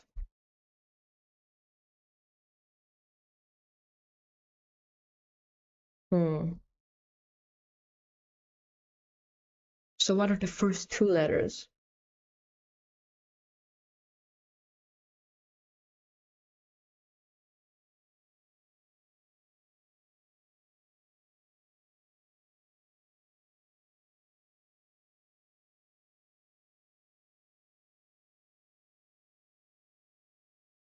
That's a weird word. Yes, it is, no? I can't think of anything. Omega, omega. It has to be omega. Right? It has to be omega. I can't think of anything else.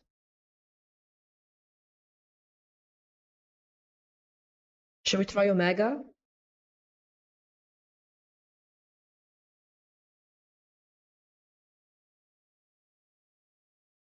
Let's see. Yes, it's omega. We barely made it. That was stupidly hard. Okay, well, I'm gonna end the stream. I'm gonna do a raid. So if you could wait a few seconds so we can raid someone. I was breaking my brain. Yeah. Let's see if I can find someone nice to raid.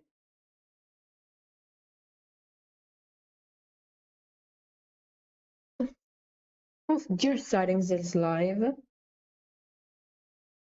We could raid him, or maybe we could find someone new to raid. This seems like an interesting channel. Let's see. I'm just checking out channels right now.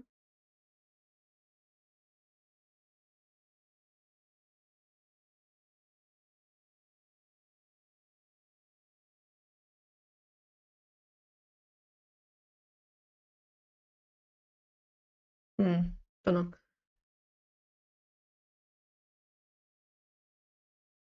I could raid them. I have a friend who's on. They live in Australia, I think. Could you tell me their name?